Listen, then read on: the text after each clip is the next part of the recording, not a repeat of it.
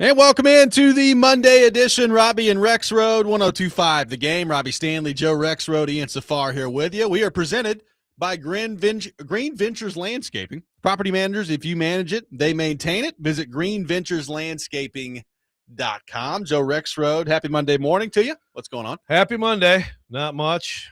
I don't know about you guys. I did not watch any NBA All-Star Game stuff yesterday. Not 1 second. Yeah. Not 1 second. There's other stuff going on, but hard for me to get there. It's also bad. Didn't watch any of the dunk contest? I did watch the whole dunk contest. Did you? Because Okay. Brennan made me watch it because Jace Richardson was in it. Okay. Michigan State's, who actually slammed his head hard backward. I did see that clip. That's a tough one. But other than that, yeah, that was about it. Ian, how we doing? What's going on? Good morning. Happy Monday, everybody. No All-Star game for me. I saw some highlights, though, on the socials. Wemby, a couple of nice shots. Yeah.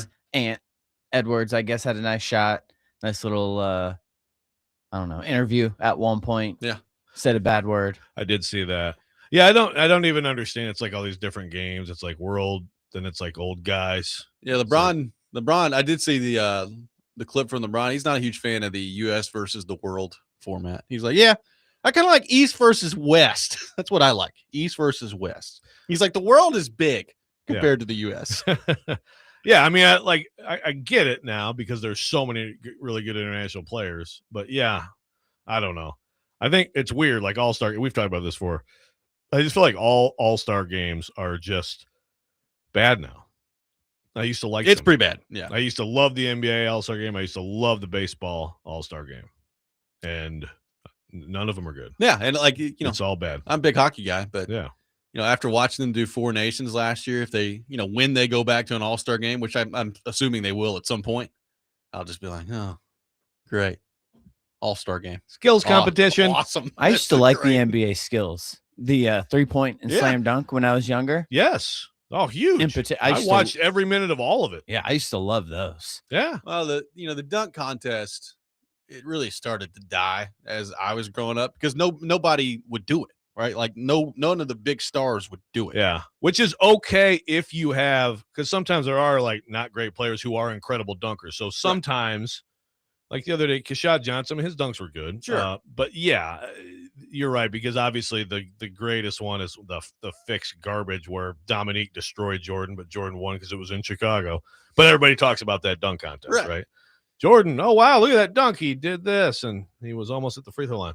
But meanwhile, Dominique did a triple reverse 360, but, didn't win it. And there's some other guys who would flash in there, too. I knew there was a way to get this back to Jordan. Spud Webb had that was awesome. That was fun. Yes. I'm blanking on one of the other two, but that was a good stretch. And then D Brown, right? The whole blind one. With Cedric Ceballos. Yeah. Well, from the time LeBron got in the league, in 2003, it was like, okay, so when's he going to do the dunk contest? And it just never happened. You're just waiting. Like the whole childhood, you're sitting, I was like, 2005, is this going to happen? Never happened. Just never did it. Yeah. Like, okay. And that's he should have done one early, He should have done one early for sure. I mentioned Jace Richardson. His dad, I think, was one of the best.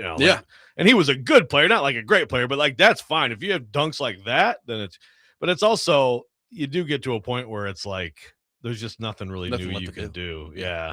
Try and you can try some really creative stuff. But like the other night, there were so many missed dunks because they were trying, some of the different things, throw it off the thing, under the legs, Was Blake Griffin the first one to jump over the car? I think he may have been. Like they put the Kia out there or whatever it was. Yeah. I forgot about that. It's like, okay. There's a car on the floor right now. Cool. Yeah. That's like at least stuff like that is kind of fun. Yeah. But yeah, we're close to out of ideas. Speaking of Michael Jordan, I mean, he owned the team that Tyler Reddick wins the Daytona 500 yesterday. So Michael Jordan's out there partying, winning the Daytona 500, just winning championships all around. Hey, that's good. I'm glad he could take some time away from his busy schedule of giving NBC 15 minutes for like millions and millions of dollars. Thanks, Mike. Shout out to Austin P basketball. I was there on Saturday night. Nice. A nice 20-point win against Bellarmine. Austin P is very good. Very, very good. And F&M Bank Arena, pretty sweet up there in Clarksville. That was the first time that I've actually been inside it, but it was cool. and also he won by 20 in the game. It is it's a very cool arena, and Fly is open. Let's go, That's right. Yeah, baby. That is a very good team. The Austin Peay go. They are 13-1. Yeah, in the A Sun. They're really good. So yeah, in fact, I'm doing my bracket right now. So I'll let you know. Oh, thanks. Yes, I'll let you know. I think they're probably about a 15 seed right now. Sounds good. Yep. There's a lot of teams around here that might be playing in the NCAA tournament. Absolutely. Tennessee gets the win against LSU over the weekend, so good stuff for the Vols on that front. By the way, Lady Vols just about got it done yesterday against Texas, but did not quite have enough at the end. Well, it would have helped. Vanderbilt was rooting for it, I assume, because Vanderbilt gets on the one line when they do the official seedings and then comes out and loses at Georgia, which I watched, the fourth quarter of that game, and they should have won. They came back from way down. It's one of those, you're all of a sudden you're the big time. It's just a little bit different intensity night after night. So I assume now Vanderbilt would be a 2 and Texas would be a 1. Of course, I guess if you think about it, it's like if it's going to be one or the other, that means they're probably going to be. It might just be one's the 1, one's the 2 in the same region. You know what I mean? Yep. So it's like which one of you wears the home jerseys. So does it really matter? It might end up just coming down to, Vanderbilt and Texas, and who knows? Maybe they'll play again in the SEC tournament. But yeah, Kim Caldwell went off on Talasia Cooper. It deservedly so. Just not getting back after a steal and a layup. Called a timeout, screamed at her, sat her. She came back in and responded and played great. And I mean, it was a good. I think it's been a good couple of games since her meltdown in terms of the team responding to her. Yep, for sure. It was looking kind of ugly early, and they really fought and had a chance. Bad last possession, but they had a chance. Vanderbilt men win 82-69 against Texas A&M over the weekend. And, Joe, they do it with Tyler Tanner with 4 points in the game. He was 2 of 10 from the field, played 31 minutes, had 4 points, and you still walk away with a 13-point win against Texas A&M. 4 points. He got his fourth foul with 13 minutes left because he got a tech, and it was a little bit of trash talk back and forth. They gave it a double tech. So they seriously played. They played about 6-7 minutes with no guard, really with no guards. Yeah. And they had a couple different guys bring it up, and got some. They're getting some good stuff from Chandler Bing, which is will never cease to amaze me that his name's Chandler Bing. I can't. Every time I look at the box score, I'm like, "Where's Chandler Bing? I got to find out what he did." Every time. He's gonna be good, by the way. But yeah, no Duke Miles still. That is coming soon, possibly. I think it's Tennessee this weekend, right? The first meeting. I could see him being back for that. No Frankie Collins, and frankly, Frankie, I don't think we're going to see him again. I don't know. There's a lot of, it's one of those things. This is what you see sometimes in college basketball is if someone gets hurt, sometimes it's well, can you shut it down and get a medical and get another year of playing college basketball? I don't know that that's the case here, but I'm just saying that does happen. It's happened quite a bit and might be happening here. So I don't know, but it's hard to, Mark Byington kind of vague on that. But Duke Miles coming back. Yeah, Vanderbilt, man. Vanderbilt is it's a good team. Looks like they're not.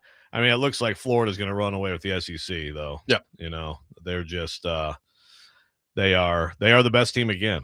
And Vanderbilt 2 games back in the loss column. They're going to need some help. I don't know if there's anybody out there who's going to give them that help.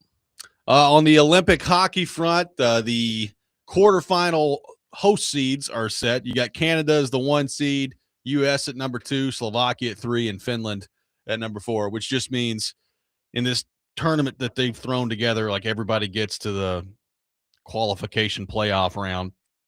So the U.S. is going to play the winner of Sweden and Latvia coming up on Wednesday, which is probably going to be Sweden, which is not necessarily a great draw for Team USA in the quarterfinals. For instance, Canada is playing the winner of Czechia and Denmark, and whoever wins that game, they're probably going to beat by about 7 goals. Yeah. So we'll see what that looks like.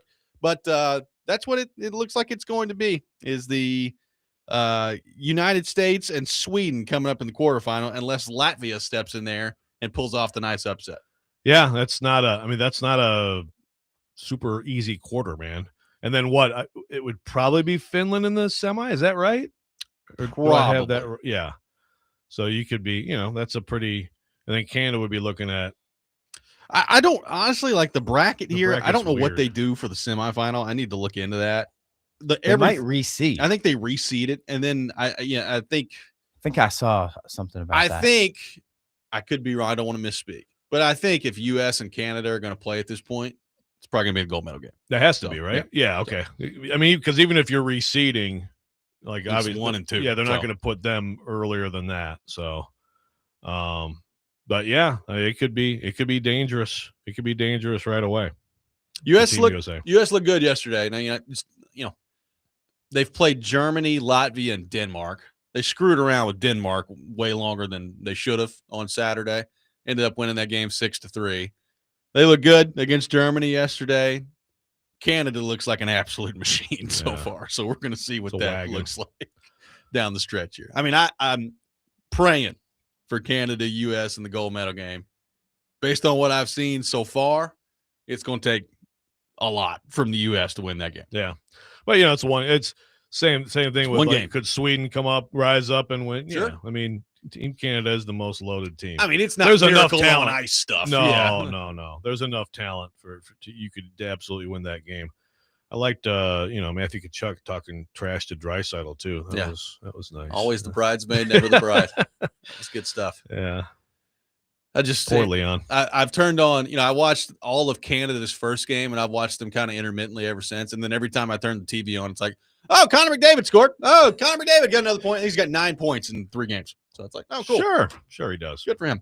615-737-1025, our phone number. We are off and running on Robby and Rexrode today. We got a lot going on the program today. Corey Curtis will be with us at 8 o'clock. We'll get back into some Olympic hockey later in the show, including a pretty major injury involving a former Predator that is going to cause a problem in the NHL owner circle. I can guarantee you. We will get into that later in the show. But coming up next, looks like the Titans are changing uniforms and changing logos, and boy, does that have people talking. We'll get into that. Robby and Rexrode, 102.5 The Game.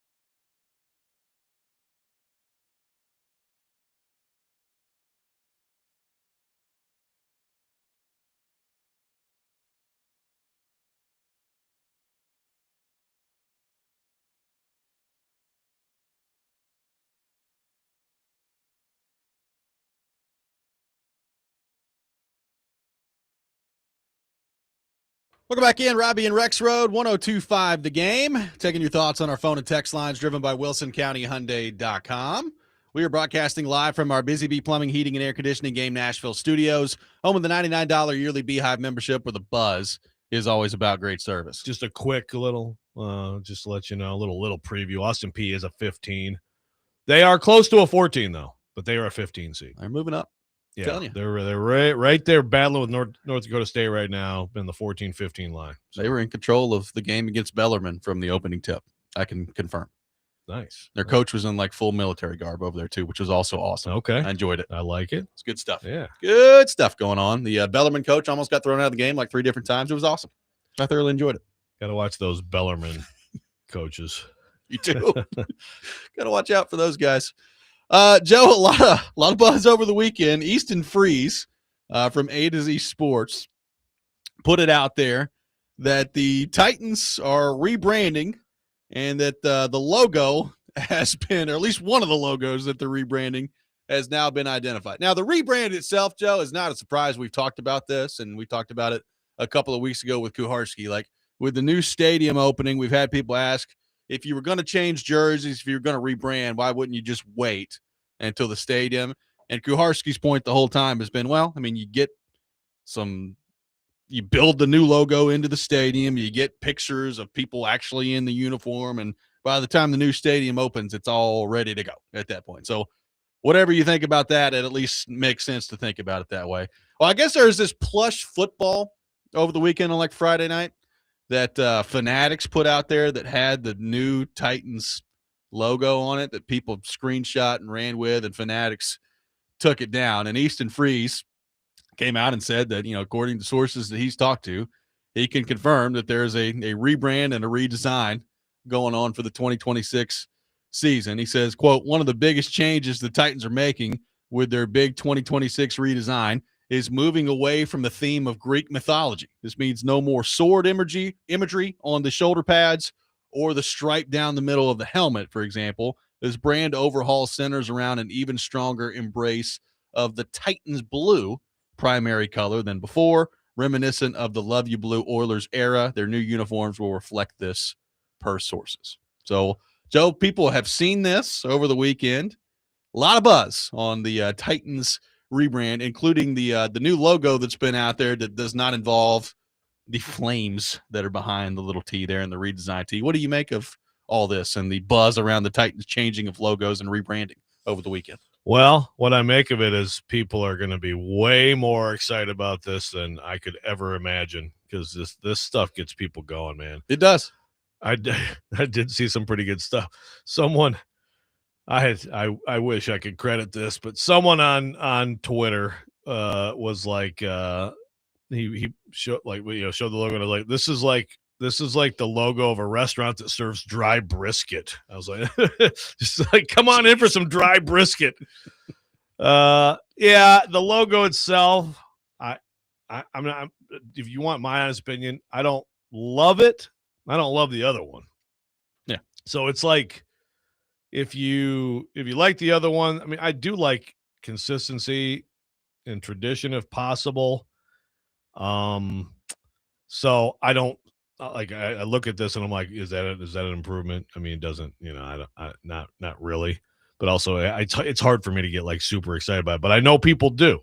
Yeah. It's like, but the whole thing with like the stadium, how many teams do that? Like, they go in the new stadium and then they change their uniform stuff. Well, probably not many. I mean, how many teams? Most teams don't change their stuff uniforms because they have cool uniforms, and I think that's an issue, right? Yeah, it's the Titans just don't.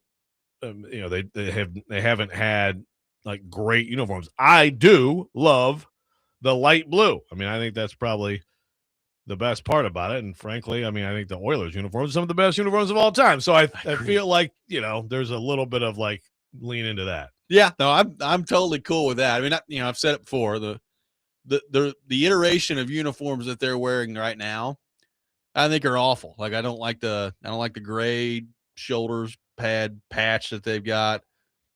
And I'll go ahead and we're going to get more into this, but I will first guess this. When I saw this from Easton Freeze, I just audibly was like, yes, thank you, which I figured it was probably coming. But the helmet color change has got to happen. The navy blue helmet was just an awful idea. It's a terrible idea, and it looked terrible. And moving away from the navy blue helmet, I am totally cool with.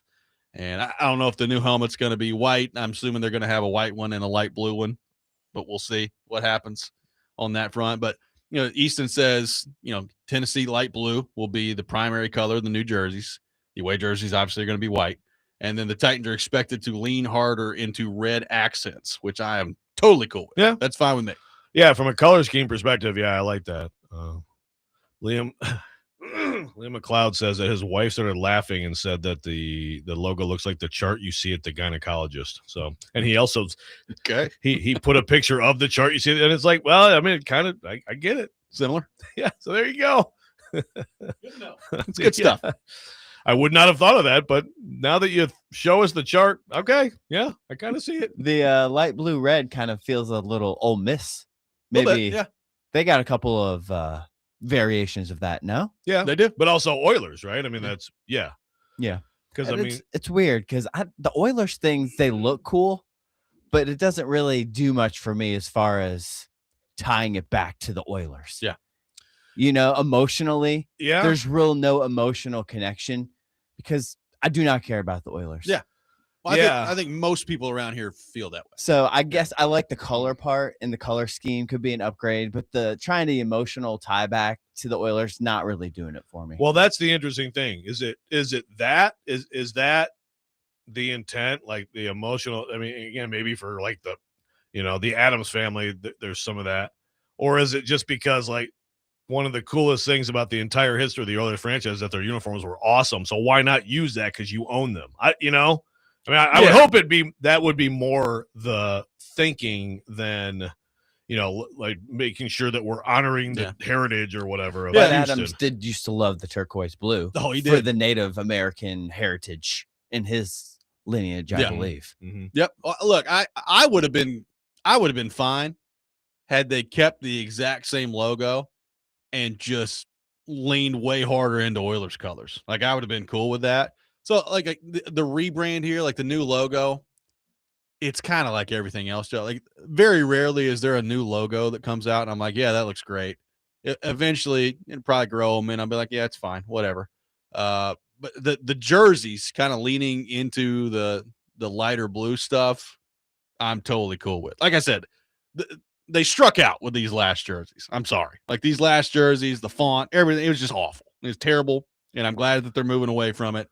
So I'm excited about it because I don't think there's anywhere to go but up from the jerseys they just had. So I'm totally cool with it. Yeah.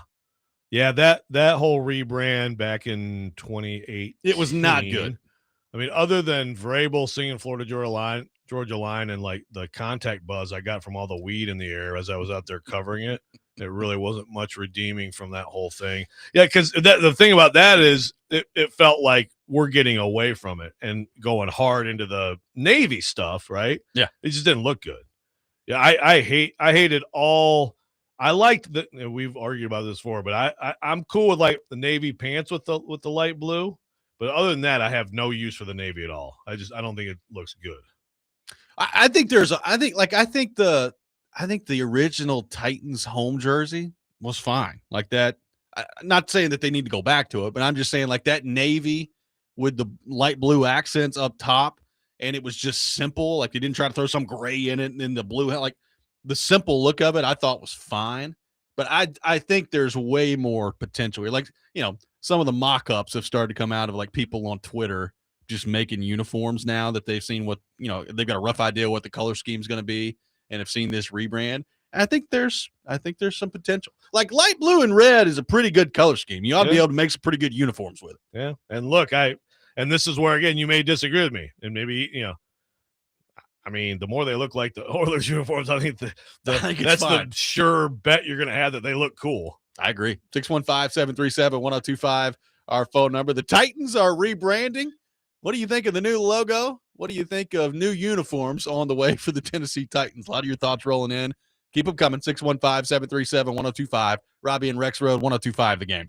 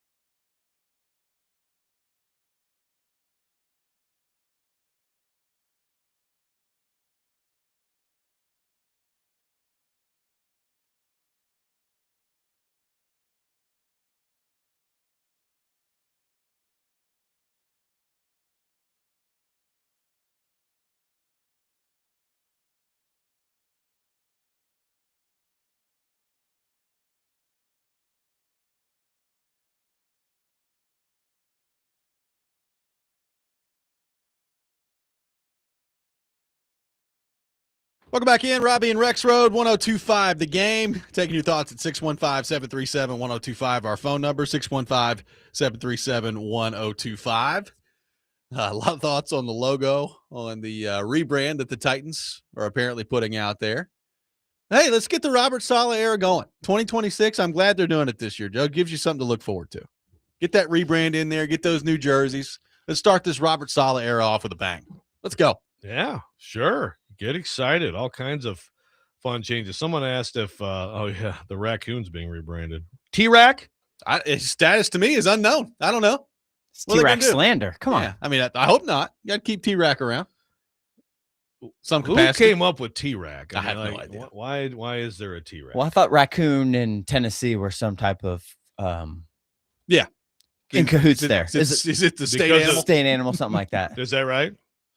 So you got the state animal, you get the Greek mythology. I mean, there is Nashville was known for long ago as the Athens of the South. Yeah. Right? I mean, it says. We've got raccoon is the official. Yeah, raccoon state animal, Tennessee, which is designated by the 87th General Assembly in 1971.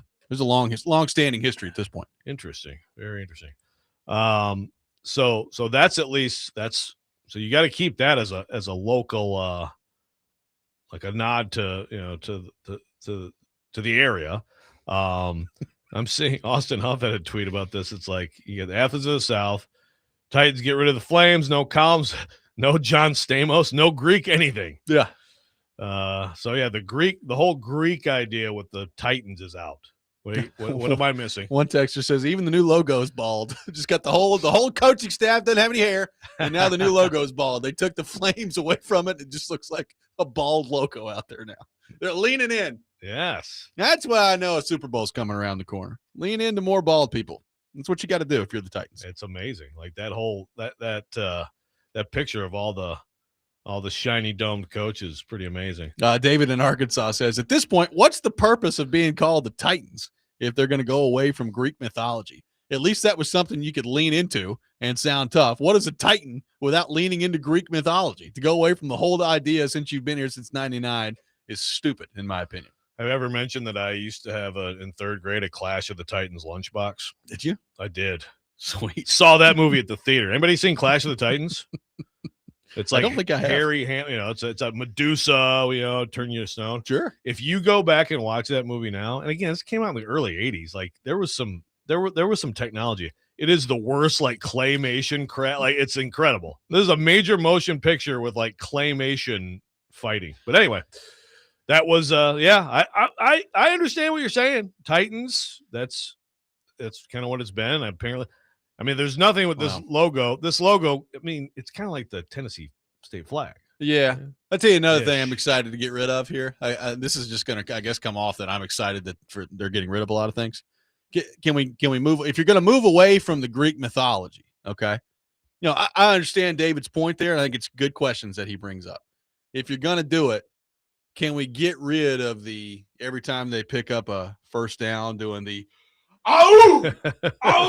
like we're in Sparta or something like that? Yeah. Let's move off of that too. That'd be nice. Well, you got to blame that on that movie. I know, 300. Yeah. You got to blame it because that like 2 months after that came out, Michigan State, they started doing it because they're the Spartans. Yeah. I'm sure USC does it because they're the Trojans. But yeah, it's fair. Yeah, I think. Well, that's true. You can't like remove all ties from Greek mythology and keep every time you pick up a first down, you start doing the Sparta chant over there. You just can't do it.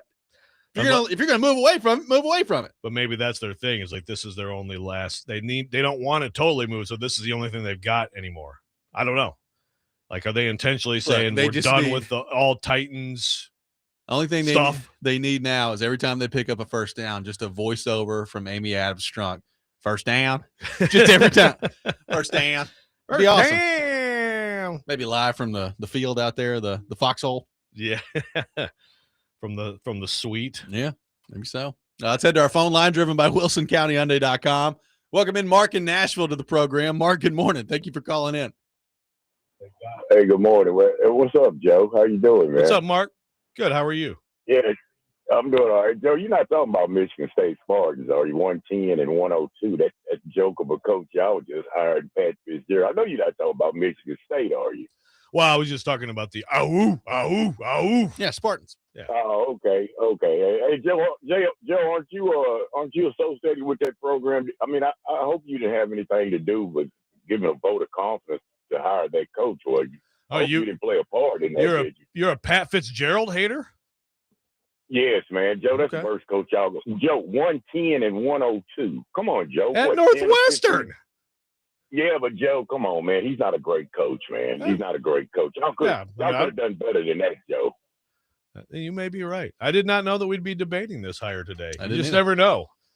Well, Joe, I'm calling the call about the uniforms. I just kind of wanted to throw a shot at you about that because, I'm not debating the coach, but that was a horrible hire, man. I mean, that's all I'm saying.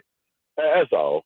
Okay. That's it. But Robby, Joe, y'all were talking about the Titans. I really would like to see them take the Oiler logo off those colors and fit a Titans color, or type color logo with that uniform. That uniform would look great, man.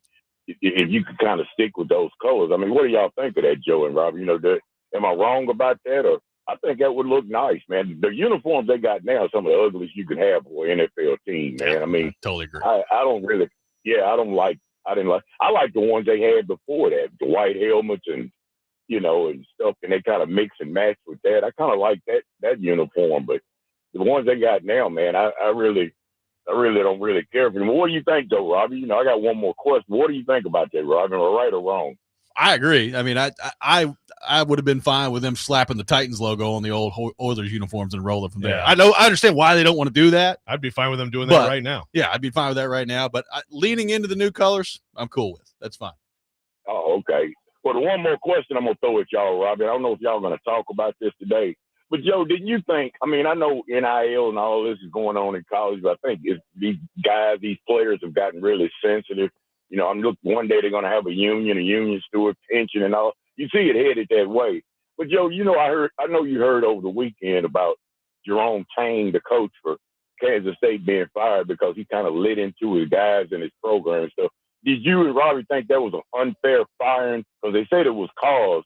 I don't see any cause there. I see sensitivity there. No. I mean, I just want to hear what y'all think about that, man. Thank you, Mark. Appreciate it. Have a good day, Joe. You too, buddy. See you later, man. We are going to get into that later in the show. Joe has got a lot of thoughts on that. Yeah, but I will quickly say, it's a cheap, lame attempt for a school that wants to fire its coach to get out of paying him his $18 million, and it's a joke. We are definitely going to talk about that a little bit later in the show. Like the new people, the new logo, very controversial on the tech side. It is in some ways, Joe. Like, remember when Vandy changed their logo? It's like from the stars around it to that. Are people still mad? That new simple one that they've got, which, by the way, I think is better. I don't know that I think it's better, but I don't even think about it anymore. I just look at it and it's Vanderbilt. Cool, whatever. I think it will go the same way with the Titans logo. Like, I think there are certain logos in sports that have been around for a long time that there's no business changing, right? Like, you don't change some of those, like the Red Wings logo. There's no reason they should ever mess with it. Not changing the winged wheel. Yeah, not changing the old English. There's no reason you should ever do that. The Steelers logo, you're not messing with that. Exactly. So, like, there are some logos that have just a ton of history to them that it makes no sense to change. Like, I don't know that I would say the Titans are one of those teams. So I'm cool with it. Yeah. Now the question is, I think some of branding really is like success, right? If you're a successful, strong organization, I think it's more likely that people care about the logo, that the brand is stronger, all that stuff. Like, that's why I like the Steelers, like even the Cowboy star, whatever, all that stuff. Are the Titans, like, is this going to be lasting, or in 10 years from now, is it going to be something different? Well, I do think at some point you need to kind of settle in on what you are. Like, I honestly, I don't think, I didn't like their last logo. I don't think they've had a great logo. I don't know that this one is either, but maybe this one is just okay. Leave it at that. I think the uniforms are probably more important. Yeah. But like, you look around the league. I mean, most teams have really long-standing logos. Yeah. Right. Like for the most part. Who has changed their logo recently in the NFL?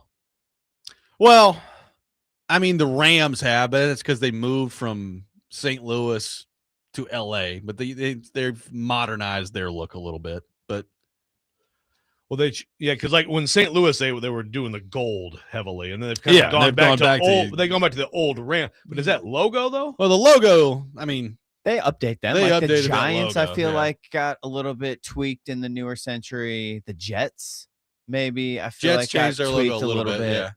You know what they wear in the helmets? Yeah. Kind of feels a little bit different. Like they used to have that old thing that just had Giants.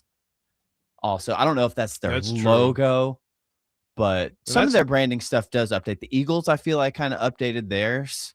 I mean, one of the worst is like, to me, I guess it didn't matter because they won all those Super Bowls. Like the Patriots used to have an awesome uniform and logo. The lineman. Yeah, the Revolutionary War lineman or whatever, and they changed their stupid silver crap. But they won all these Super Bowls, so I guess it's like, yeah, whatever. I mean, the Bengals used to have like that. I mean, the tiger on there, and then now they're just a bee. That's going way back. They're just a bee with the colors in there. So aren't their helmets just the stripes? The helmets are, but like their actual logo is just a bee. Yeah. I think the Browns used to have like an old school guy on there too, didn't they? Way back. Really? Long time ago. Yeah. I didn't know that. Oh yeah. Huh. You guys know something? Tampa, from maybe. The old Tampa used to have that kind of Buccaneer guy. Yeah. Yeah. Like when they were creamsicle. There's another team that never should have changed what they had going on. But hey. 615-737-1025. A lot more of your thoughts to get into on the Titans and rebranding. We will get into that coming up next. Robby and Rexrode, 1025 The Game.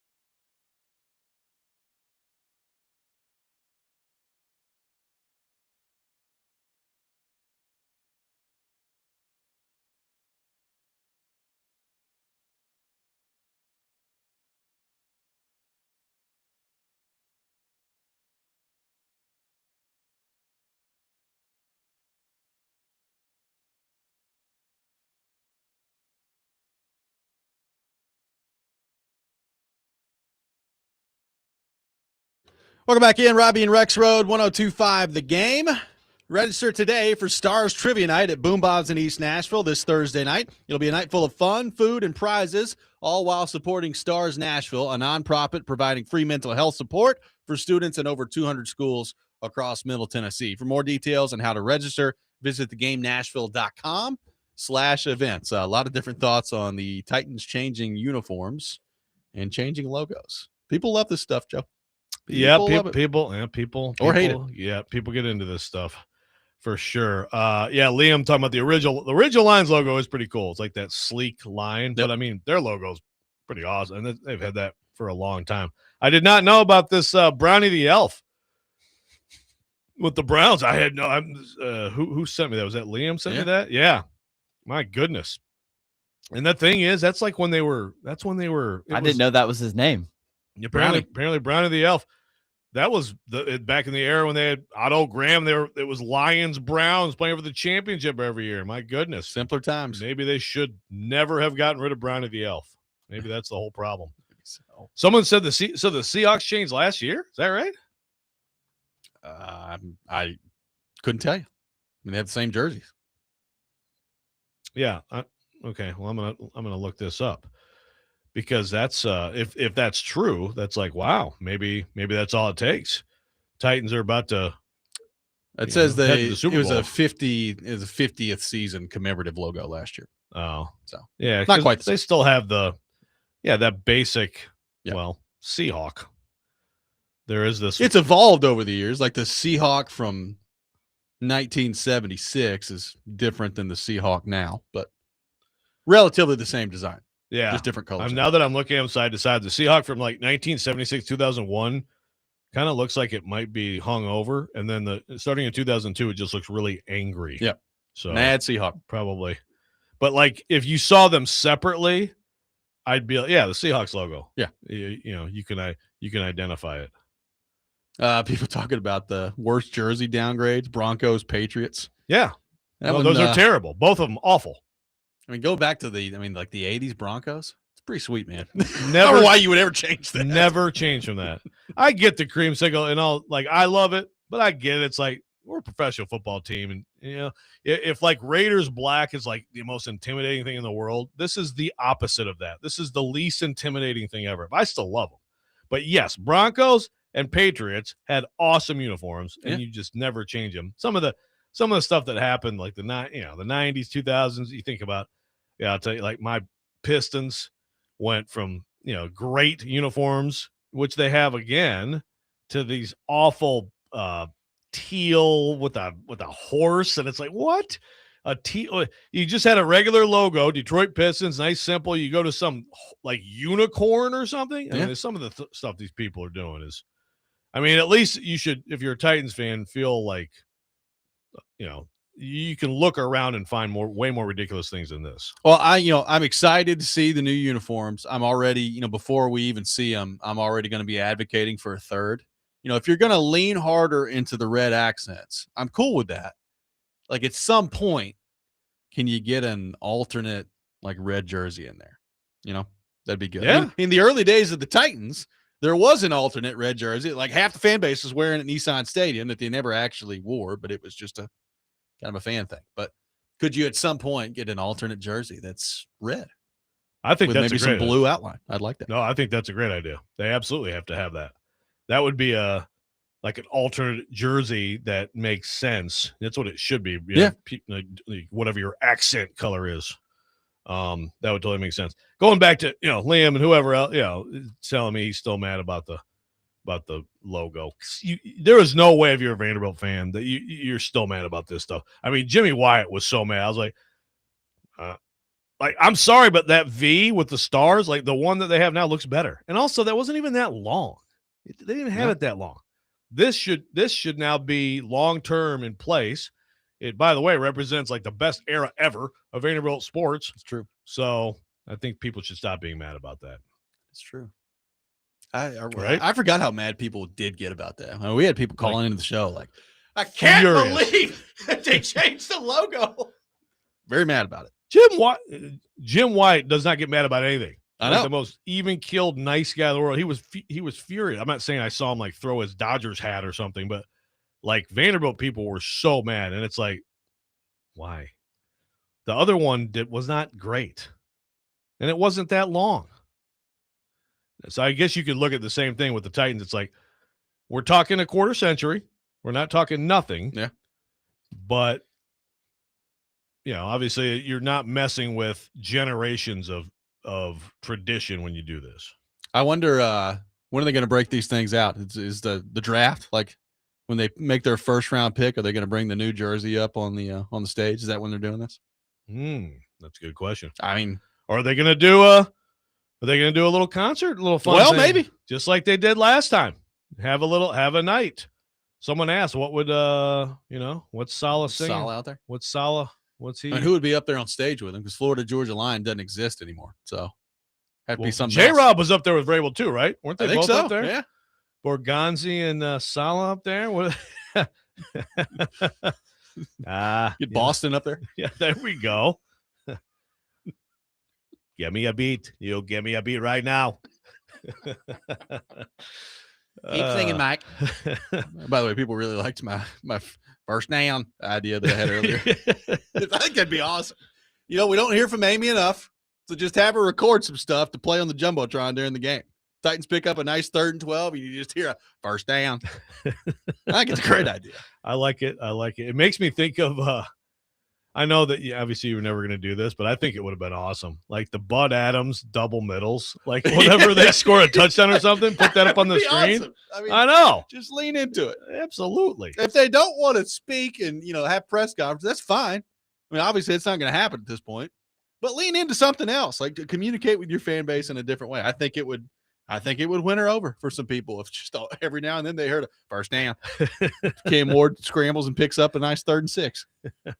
I'm here for it. Then your voice is present. Your voice is present. And also it's only heard when something good happens. So there you go. That's true. See? It's true. It's a great idea. Oh man. Liam says, don't tell me what I can be mad about. LOL. You be mad if you want, man. You can be mad if you want. Okay. But I'm sorry. Like, it's better. I think it looks like on that basketball court, the big V, it's grown on. I think it looks good. Yeah. Well, it's a kind of a perfect example of what I'm talking about. The first time I saw the new Vanderbilt logo, I was like, I don't really like it. And then you just get used to it, and now it just is what it is. Yeah. Like, it hasn't taken long. It takes a lot, I think, for me to get totally bent out of shape about a logo. Like, it's got to be pretty bad for me to get bent out of shape about it. Yeah, I think I have seen this, by the way, on my old beat. Michigan State, Nike created this different Spartan head that was like, it was just different, and they were all in on it, and people went nuts. Because if you know that Spartan head, I mean, that's been that's been for a long time. And they stopped. They changed. They said they scrapped it. Said, never mind. Nike, we're not doing it. Don't give us all this merch with it. We're just going to go back to the Spartan head. So then they leaned into that heavier. I think, again, it's if there's a long-term thing that people love, then sometimes you just don't mess with it. Did the Titans logo need to be messed with? Like, could they not have done all these things? Again, I'm if they're going to do Oilers looking stuff, I like it, but could they not have done that and then just left the logo?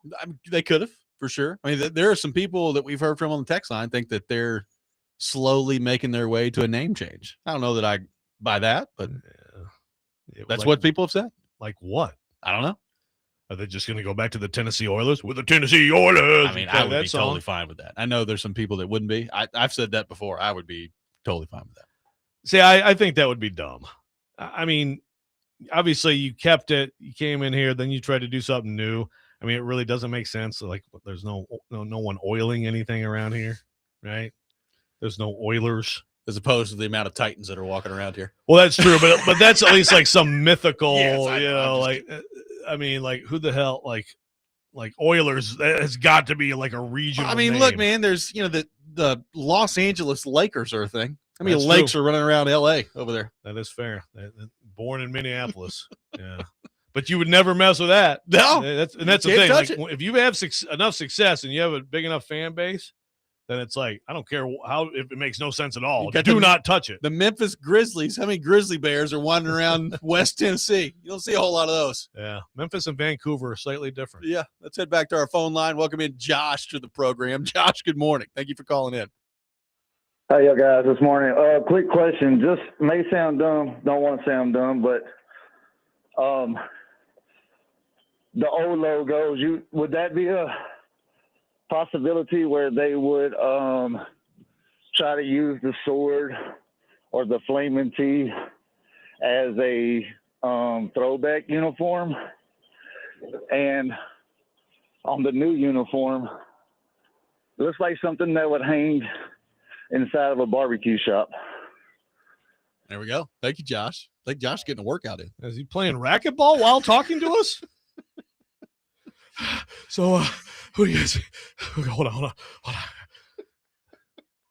Look, we appreciate the dedication, getting your exercise in and listening to the program. It's very much appreciated. I mean, as far as the throwback stuff, I don't know. Like, it sounds to me like they want to move totally away from the logo. So I doubt you'll see a throwback part of this anytime soon. Yeah. Tennessee Toilers. How about that? There you go. 615. This is a low T alert. God, I love that clip. 615-737-1025 is our phone number. We will get back into the logo a little bit later in the show. A lot of your thoughts on that. There was a big injury in the men's Olympic hockey tournament with a former Nashville Predator that I promise you is going to get the owners talking a little bit about the future of this tournament. We'll get into that coming up next. Robby and Rexrode, 1025 The Game.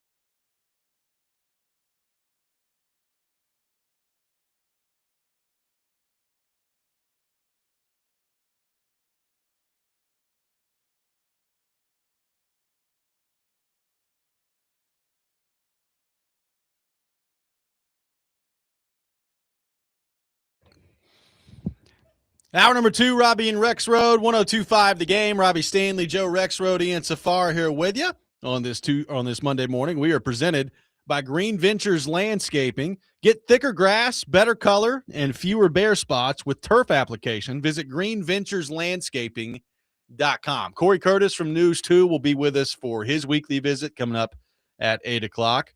We will have the Rex Rant with Joe Rexrode later this hour at 7:45. All that coming up on the program. We will get back into the Titans, their rebrand, their new logo, new jerseys coming up a little bit later in the show as well. Joe, it's been, I think, a fun start to the men's Olympic ice hockey tournament to this point. Now, we've not really gotten the great games yet. We had Finland and Sweden, which was, a high-profile game. But the high-profile games are about to be coming as we get into the quarterfinals, and then certainly beyond that into the semifinals, into the gold medal game. So I think the really fun part of the tournament is coming up. The best on best hockey that we've been looking forward to. And it's been fun to watch Team USA. I don't think they've played their best yet, but they've been good. Team Canada, and I don't even really know what you do with them when they're firing on all cylinders. And they've got Celebrini and McDavid and McKinnon and Crosby and all these guys. So it's fun to watch all those guys play together. And I'm as happy as anybody that NHL players are back in the Olympics. I just think it's a lot better when you have best on best hockey in the Olympics. However, Joe, I said last week, somebody's going to get hurt. Like the intensity level is just too high where you're not going to walk away from this tournament and nobody's getting hurt. And we saw Kevin Fiala on Switzerland go down with a major injury, and he is going to be out the rest of the regular season at least. And then they're going to reevaluate by the time that's over. But, he had to be stretchered off the ice. Honestly, I felt horrible watching it for him because it kind of reminded me of me sitting in the press box in St. Louis in the 2017 run, watching him crash into the boards and breaking his femur and like, oh, God, there we go. So he had multiple fractures in his leg that he's having to get repaired. He had successful surgery in his left lower leg. He's resting comfortably, and he's going to be reevaluated at the conclusion of the regular season. And that's a significant player suffering a significant injury in this tournament, Joe. And this is exactly kind of why NHL owners resisted this for so long, is because, their players were going over there taking a risk and getting hurt for teams that are not them, right? Like that was the argument that they made. And, LA is in the thick of a playoff race right now. They just right before the NHL roster freeze here going into the Olympics made a gigantic trade to bring in Artemi Panarin and then immediately extend him. And I would imagine, part of the appeal with Panarin was, well, you could put him with Kevin Fiala and on the same line together, and now he's hurt. So what do you make of this, Joe? I promise you this is going to come up. And Fiala is probably not going to be the last one that gets hurt here. Hopefully, the injuries won't be as significant as his was, but I would imagine somebody else probably going to get hurt in the rest of this tournament here. So how do you handle that if you're an NHL owner and if you're Gary Bettman and the players kind of looking at all this? Oh, they'll go nuts about this. Los Angeles, by the way, is out of the playoffs, but yeah, they're still in a win now window, and that move shows it to you. And Fiala is important, and that's brutal for him. Terrible. But yeah, they're going to. You knew people would get hurt, like you said. There will be more, but this is season enders aren't guaranteed, you know. So when you have a season ender to a key guy like this, a guy who's a key to a team, that's absolutely going to be fodder. So does it matter? It's been a fight to get it back to this. So obviously this is something that it's been years in the making to get it to this. So like, is this going to be something that can swing it back the other way eventually? I hope not. I don't think so. Like, I think you'd be talking about something like the nightmare scenario for everybody is like, what if Connor McDavid goes down in this, right? Like, what if McDavid gets hurt and he's out the rest of the year from the Olympic tournament, right? Like, what if it's Nate McKinnon or, somebody like one of your absolute upper crust elite players in the league? What happens then? like if you're LA looking at this, you're like, oh my God. Like I really do. Like I understand it from the owner's point of view of I'm all for trying to grow the game, but now you're telling me that a guy that I'm going to be relying on heavily down the stretch for a playoff race is out and it has nothing to do with our team. Yeah. Like he went over there and just got hurt. So I really do. Like I understand it from that part of it. My thought on it has always been, well, sometimes if you're going to do what I think is necessary to help grow the game, and I think this tournament can really do that. I think you cannot convince me that the 2010 gold medal game between the U.S. and Canada did not usher in a lot of new hockey fans. I mean, you just can't convince me of it. I know it did. We know that the 1980 Miracle on Ice team did. So I think this tournament and the eyeballs that will be on it, particularly when you get into the semifinals and the gold medal game here, I think it's going to be significant. I think it's going to be important. We saw it in the Four Nations tournament last year.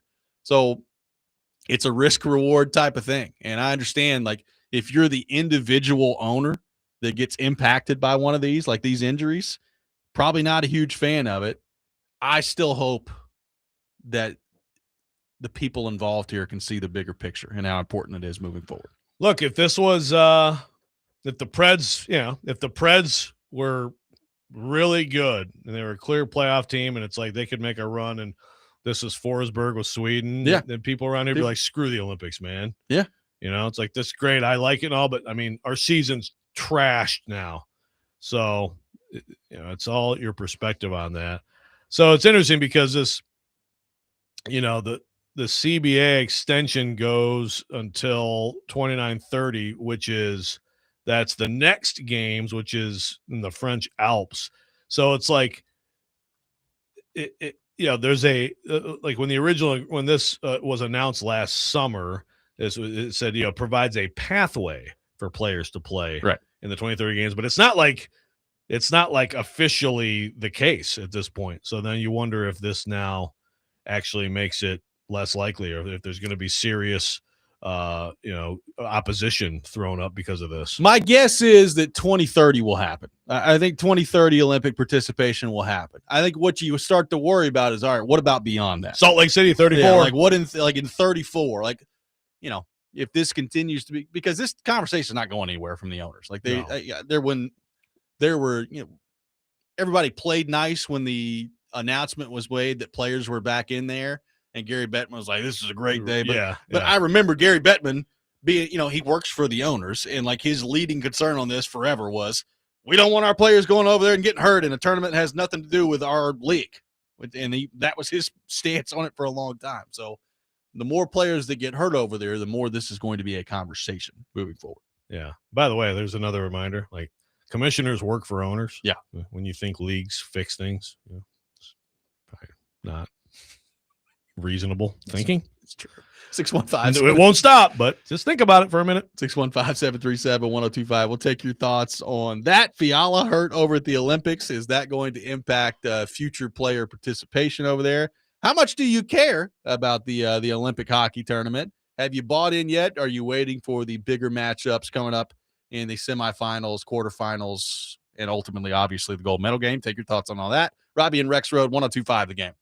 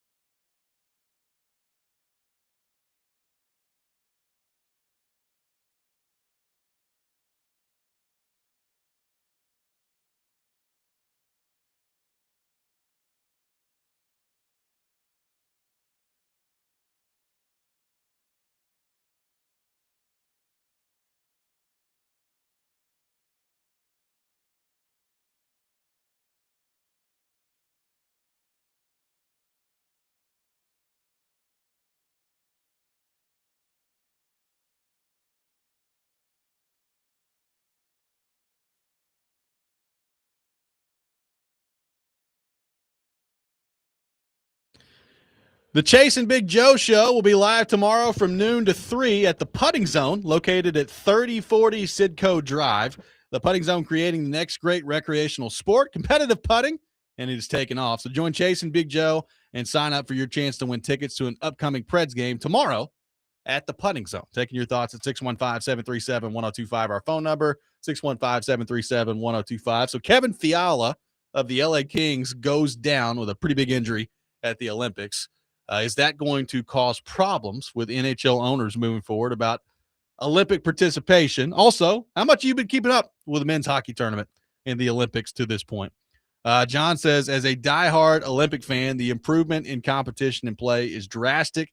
The injury will be a tool for the owners to try to keep the players out, but I hope they stay in for the game's sake. Another texter says, it's always a concern. However, after the Four Nations face-off, international plays brought more eyes to hockey than any Stanley Cup has, I feel. People don't have a team, but a country, and if it brings fireworks, it brings attention there.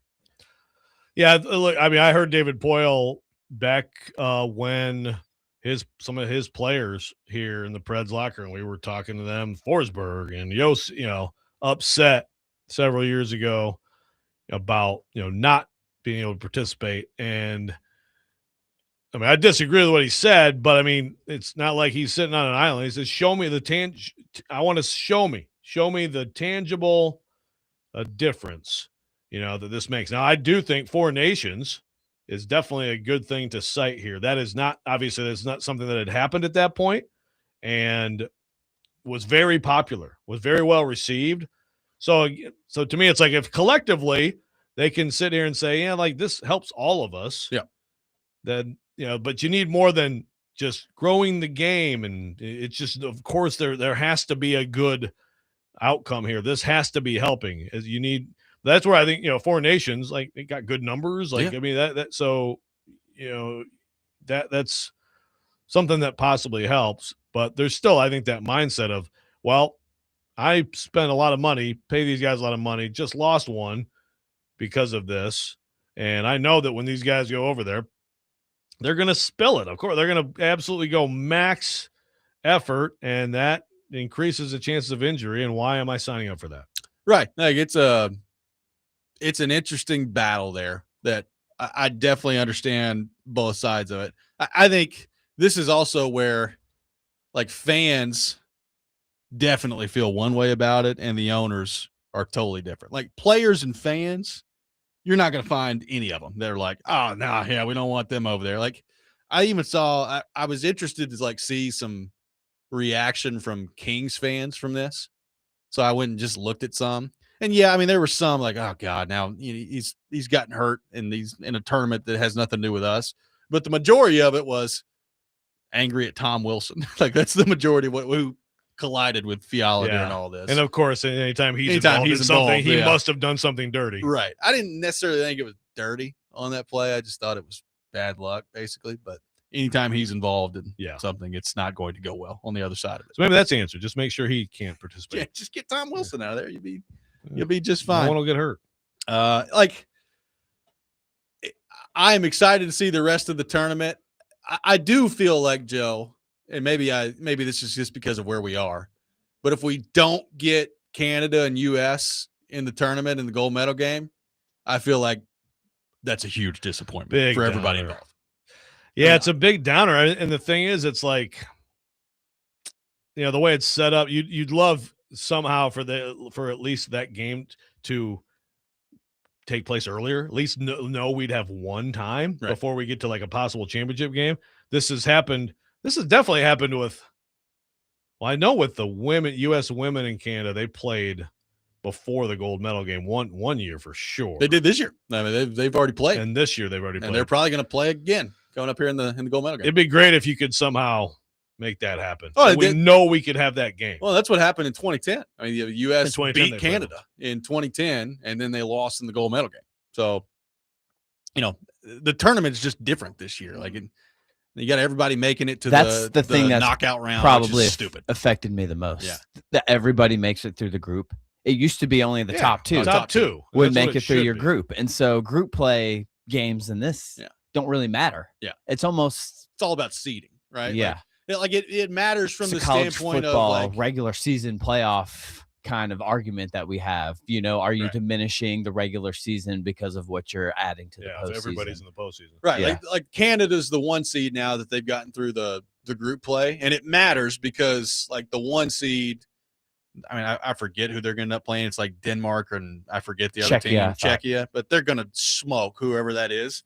Whereas if you're the U.S. and the way that this thing has worked out with Sweden losing their first game, like Sweden's probably going to beat Latvia, and in your quarterfinal matchup, Canada is going to win by 6 goals, and you're going to have to play Sweden probably, right? Like that's just because you're the 2 seed and you didn't get the goal differential there. Well, so, and then because I know So Sweden would not have even made it out of the group play. Yeah. If this was the old right format, right? They'd be out. Because with goal differential, they're up 5-2 on Finland, right? And then they got that late goal, which I assume that's why Sweden is now about to be probably knocked out by the U.S. in the quarters. And had they kept that goal differential at 3 with Finland, it would be different, right? Yeah.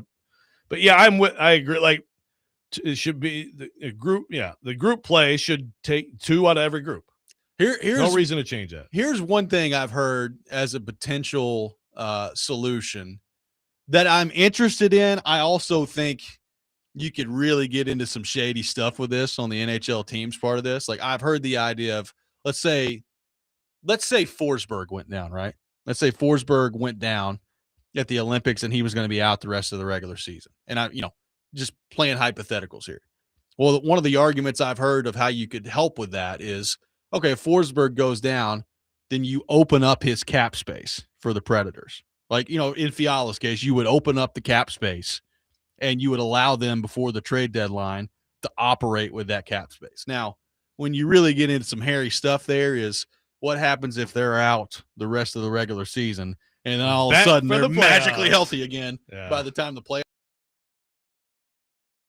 I've just heard some people throw that out there. Well, if one of your top guys gets hurt, like if one of your players gets hurt at the Olympics and they can't play the rest of the year, just allow that team to operate with their cap space. Yeah, well, to me, then the only way it gets activated if it's confirmed out for the year. Yeah, and there's no chance of bringing. If that's the case, I'm good with that. I think that's fair. Yeah, I don't have a problem with that. There'd have to be some safeguards in there because what I don't want is, they're out for the rest of the year, and then game 1 of the playoffs rolls by, and it's like, wow, what a magical recovery from Kevin Fiala out there. He's ready to go. Tampa Bay Lightning look a little different now, don't they? Holy smokes. Nikita Kucherov's back. It's just amazing. Crazy. Yeah, so that one's going to be interesting to monitor moving forward here.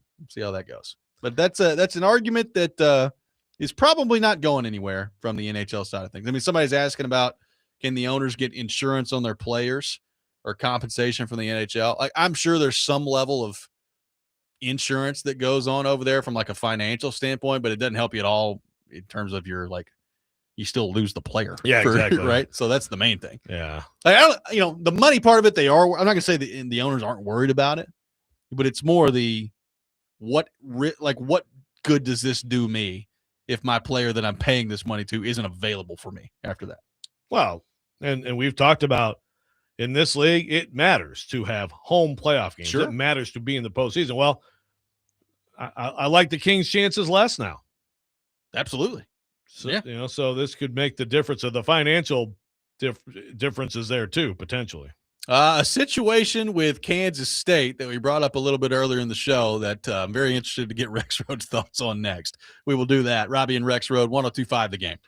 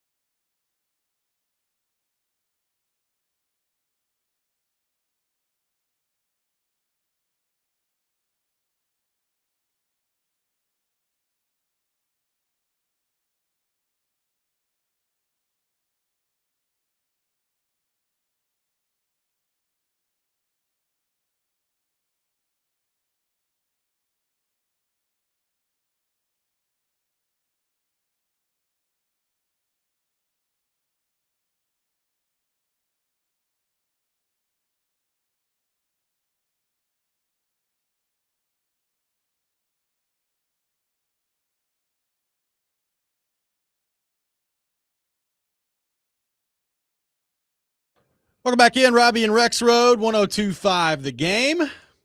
Taking your thoughts on our phone and text lines driven by WilsonCountyHyundai.com. 615-737-1025, our phone number. 615-737-1025. Joe, Mark asked us earlier in the show about Jerome Tang in that situation with Kansas State.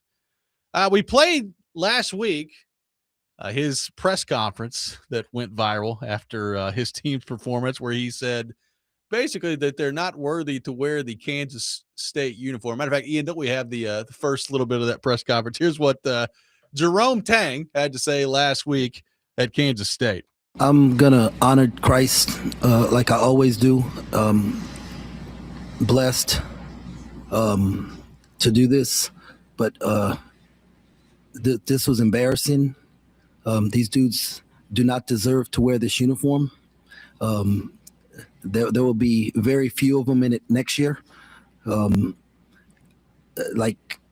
embarrassed for the university. I'm embarrassed for our fans, our student section. You know, it is just ridiculous. We got practice at 6 a.m. tomorrow morning, and we will get this thing right. I have no answer and no words. So y'all got two questions. So whoever want to ask two questions, I'll answer them to the best of my ability right now. But right now, like I'm like pissed, and this is all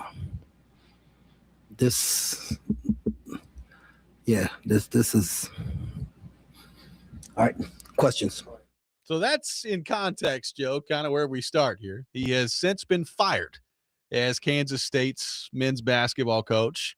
And apparently Kansas State is attempting to fire him with cause here, citing that we just heard as the reason. Joe, with that in the backdrop, with context provided, I turn this over to you. Your thoughts on the Jerome Tang situation in Kansas State? Yeah, at some point I'd like to see a school pay for this, because this is just a joke. We've talked about agents and athletic directors and absurd contracts in college athletics, gigantic buyouts. The agents have, they've been running circles around a lot of these people for a long time. And we've seen a lot of schools, and I think increasingly we're seeing this attempt to fire for cause. And, sometimes there's something to it, and then you have a negotiation. I will be so disappointed in Jerome Tang if he negotiates his buyout down from this. It's a joke, and that's what they want. There is no way anybody at that school, unless they're dumber than I could possibly imagine, actually thinks that once his lawyers get involved, that that they're actually going to be able to fire him for cause and not pay him anything. They know that, but they want to negotiate, and they want to take it down to $10 million or whatever it is. It's $18.7 million. I really hope Jerome Tang is like, you are paying me every cent of that. I mean, come on.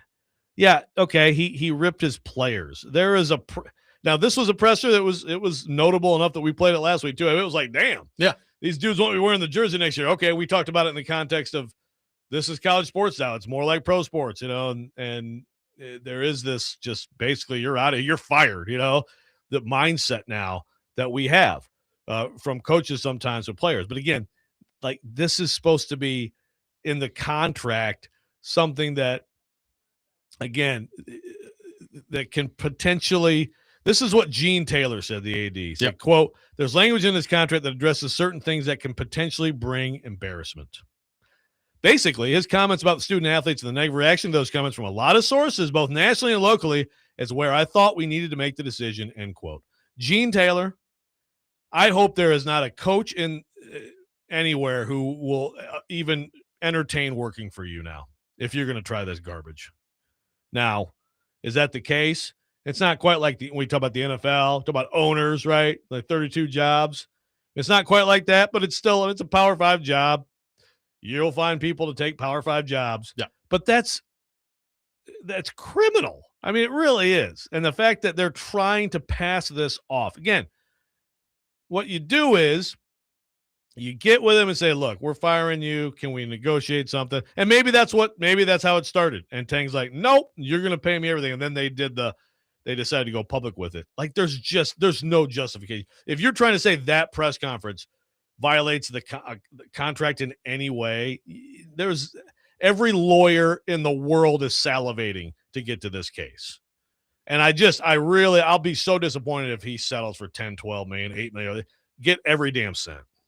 Well, I mean, the terms that are being thrown out there in terms of, the violation of his contract and, the manner consistent with position of head coach, instructor of student athletes, like it's so loosely termed, right? Like the way that they've termed this.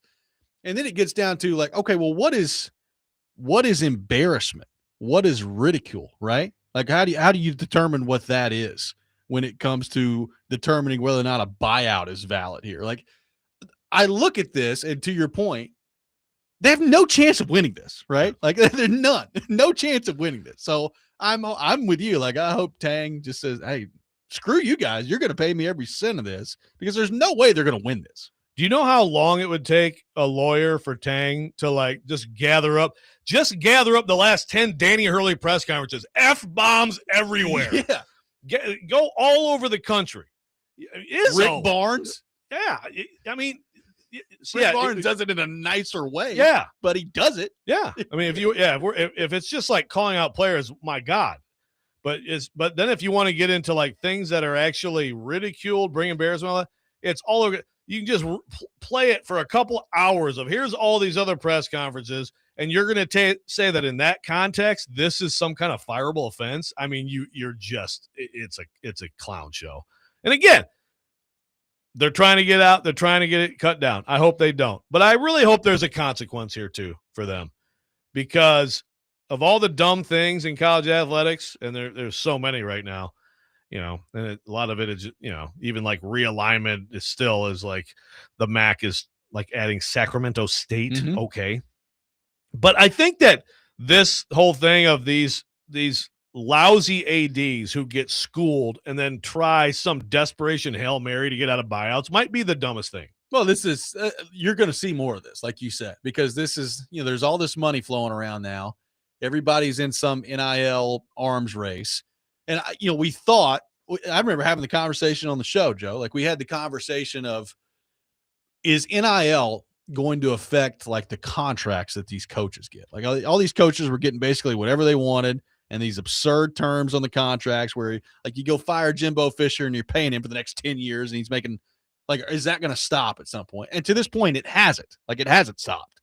And this is, I think you're going to see more of this, of teams looking for, or programs looking for every possible situation to fire these coaches with cause. I just think this one in particular is incredibly absurd. Yeah, and maybe Kansas State, maybe they do have a hard time, and so Kansas State, they have to adjust how they do that. Like, we've talked about this too, but can we not get to a little bit more incentive based contracts to where the payout gets escalated to high levels if you perform, and then if you don't, it's not an absolute, it's not like you have to mortgage the future of the university to fire you, right? I mean, but you say that and it's like, well, these agents, no sign of that happening, right? Yeah, like Jimmy Sexton is like, nope, not doing that, and I have almost all the coaches, so nope, right? Doesn't sound good to me. So on we go. But it's just, and the thing is too, it's like, so 2 years ago? Is that right? Or was it, I guess it would have been 3 years ago. When was Tennessee in the Garden with Dalton? No, that was 2 years ago. No, that wasn't Dalton Connect. That was the year before. It was 3 years ago. So it was 3. Okay. Yeah. So 3 years ago, Tang, they beat Michigan State in the Sweet 16. They're in the Elite 8. They lost to Florida Atlantic.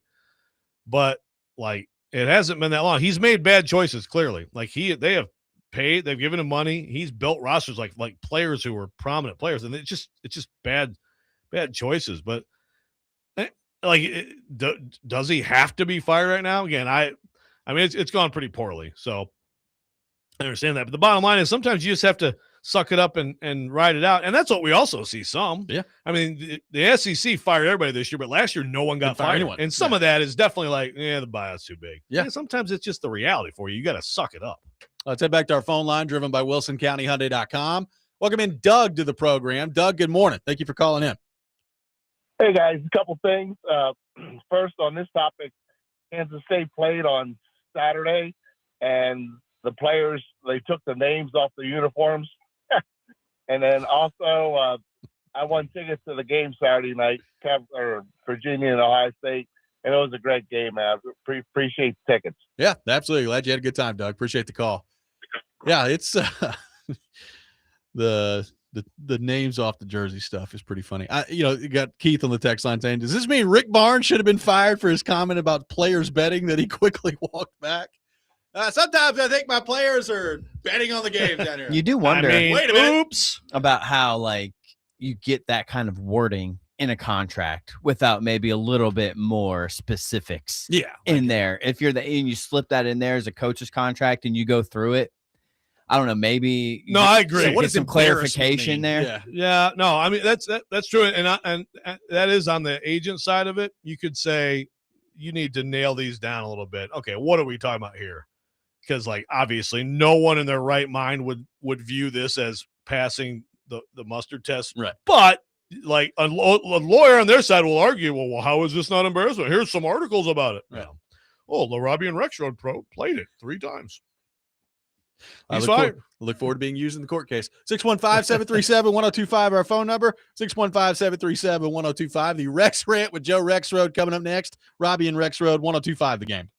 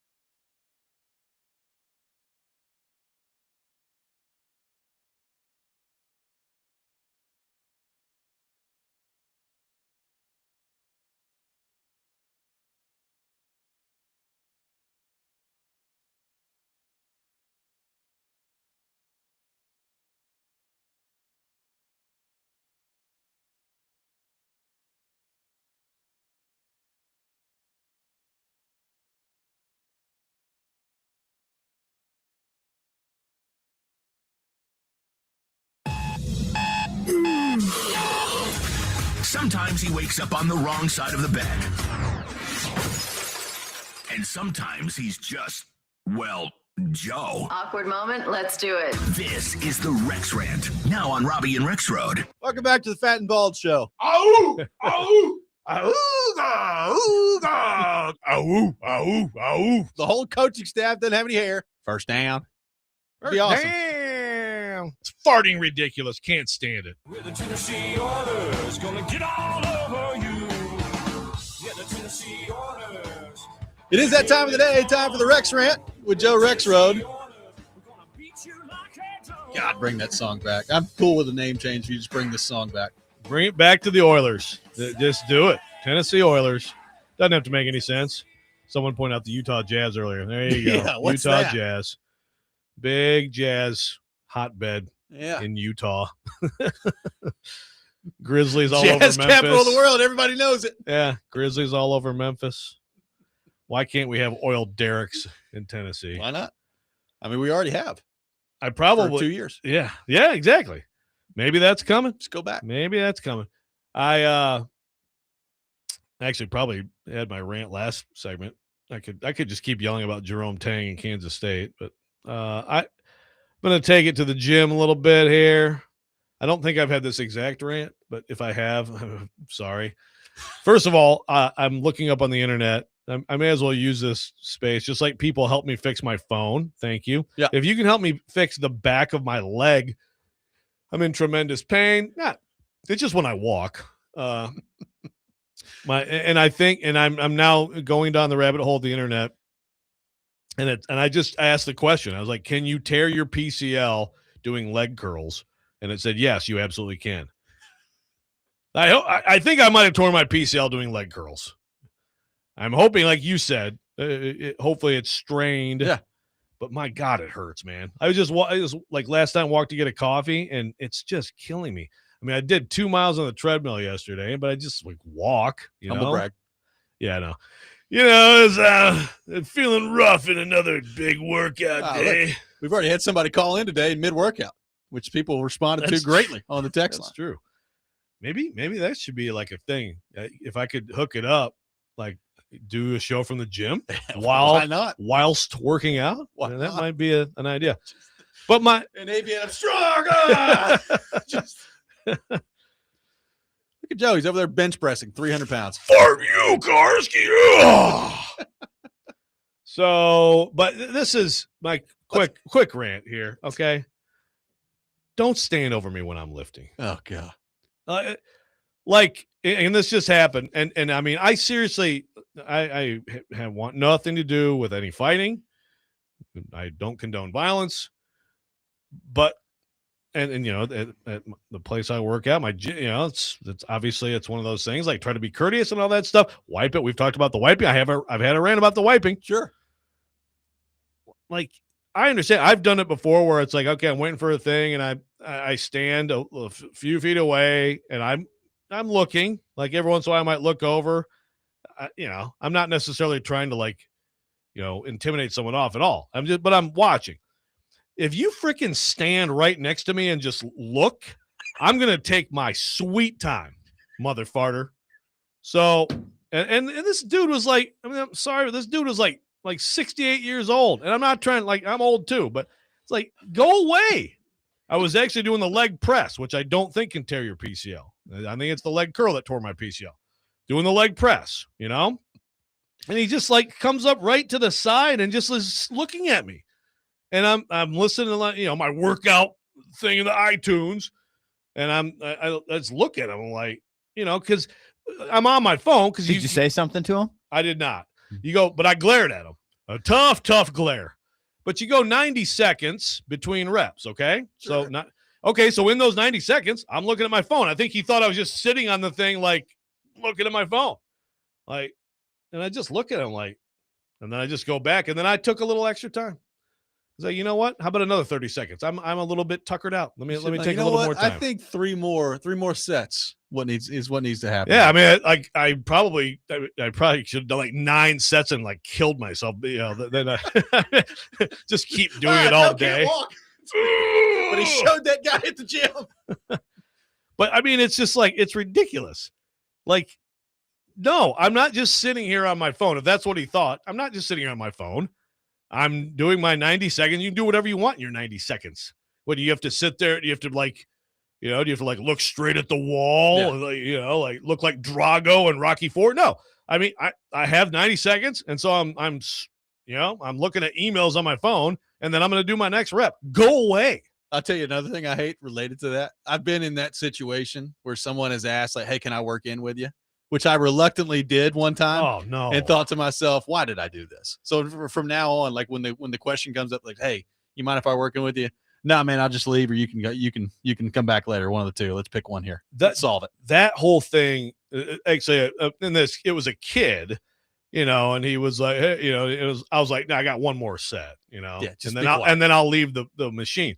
Work in with you. I mean, we're talking about wiping the sweat off. Let's swap our sweat now for the next. Here, you sit down. No, are we gonna wipe it every time? No, I don't understand that at all. I don't like working out with anyone. Like I tell my wife wants me to go work out at the gym with her all the time. Like I'm not doing that. I work out with me. That's who I work out with by myself. It's funny. So particularly, it's like some stranger being like, oh, "Can I work in with you?" I think I'd rather die. No, thank you. That's funny because I've asked Katie to work, and she will not. She absolutely will not. I'm like, why not? There's some nice couples that are older couples. Nope. Like, hey, honey, okay, you do the curls now. Not doing it. Yeah, she has no interest in that. I would do that with her, but yeah, no, we're not working in with anybody. The spatial awareness. There's a lot of, I think, rants in life that come back to just simple spatial awareness. But you standing like in the near vicinity of me when I'm trying to lift something, you ought to have enough common sense to be able to step back, right? Like, how do we operate this way? Right. I've seen people do this. Like the leg press is bad. That's one thing. I've seen some people at the gym sometimes that are like waiting on somebody to get done with the bench press, and they're just like hovering over the top of them, which is just crazy. I try to get as far away from them as possible at that point. That's absurd. You better spot me if you're going to do that. And they're not spotting them. Like that was my first thought is, they're not. They're waiting. Yeah. I mean, what is that? All that's going to do with most people is piss them off, and you're going to wait longer. So just, mind your own business. Go get a drink of water. If you want to hover a little bit farther away, and again, I've noticed people from across the room kind of looking. I'm like, that person probably wants a machine. That's fine. That's whatever. I have no problem you like looking. But again, if you're going to stand within like 3 feet of me, I kind of regret not getting in a fight now. Some people have pointed out a lot of leg problems here on the show, be it from gout. I had cancer pulled out of my leg last week. Now we're talking about a potential torn PCL. Yeah. We got to maintain our lower bodies a little bit better. This is not the leg show. Flip it. Yeah, we do. We need more leg days apparently on this show. We're not. Make sure we stay out of the sun. Stay out of the sun. Leave the beer and shellfish alone. And I guess don't actually work out like an old. Well, again, I'm an old man. But you know how when you're young and you work out like explosive movements, are kind of a part of when you're younger, sure, working out, you're an athlete. Like that's a big thing, right? Explosive movements.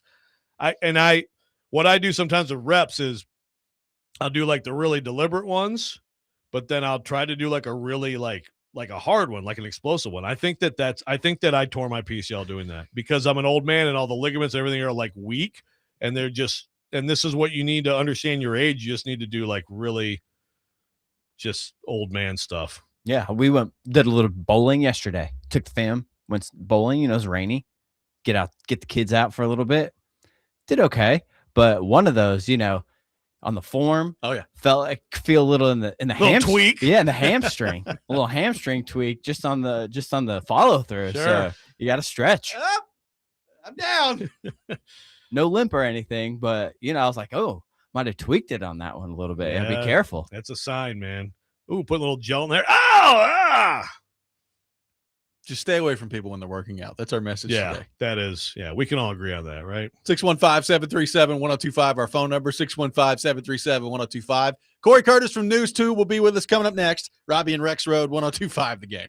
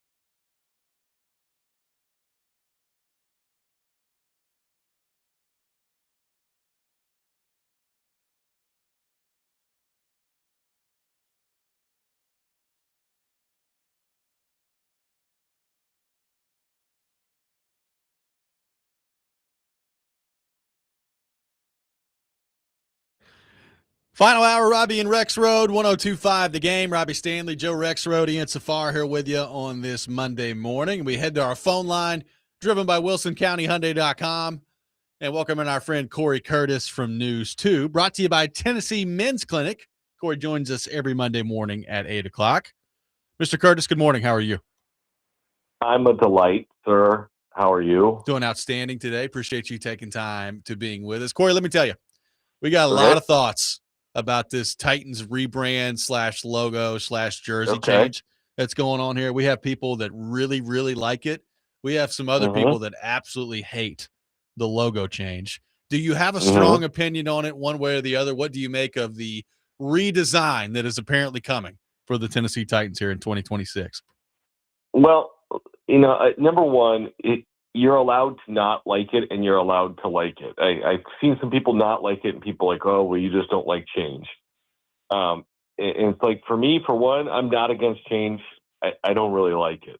I think it looks very washed out from what I've seen, and it just doesn't pop at all. And for me, I'm just like, meh.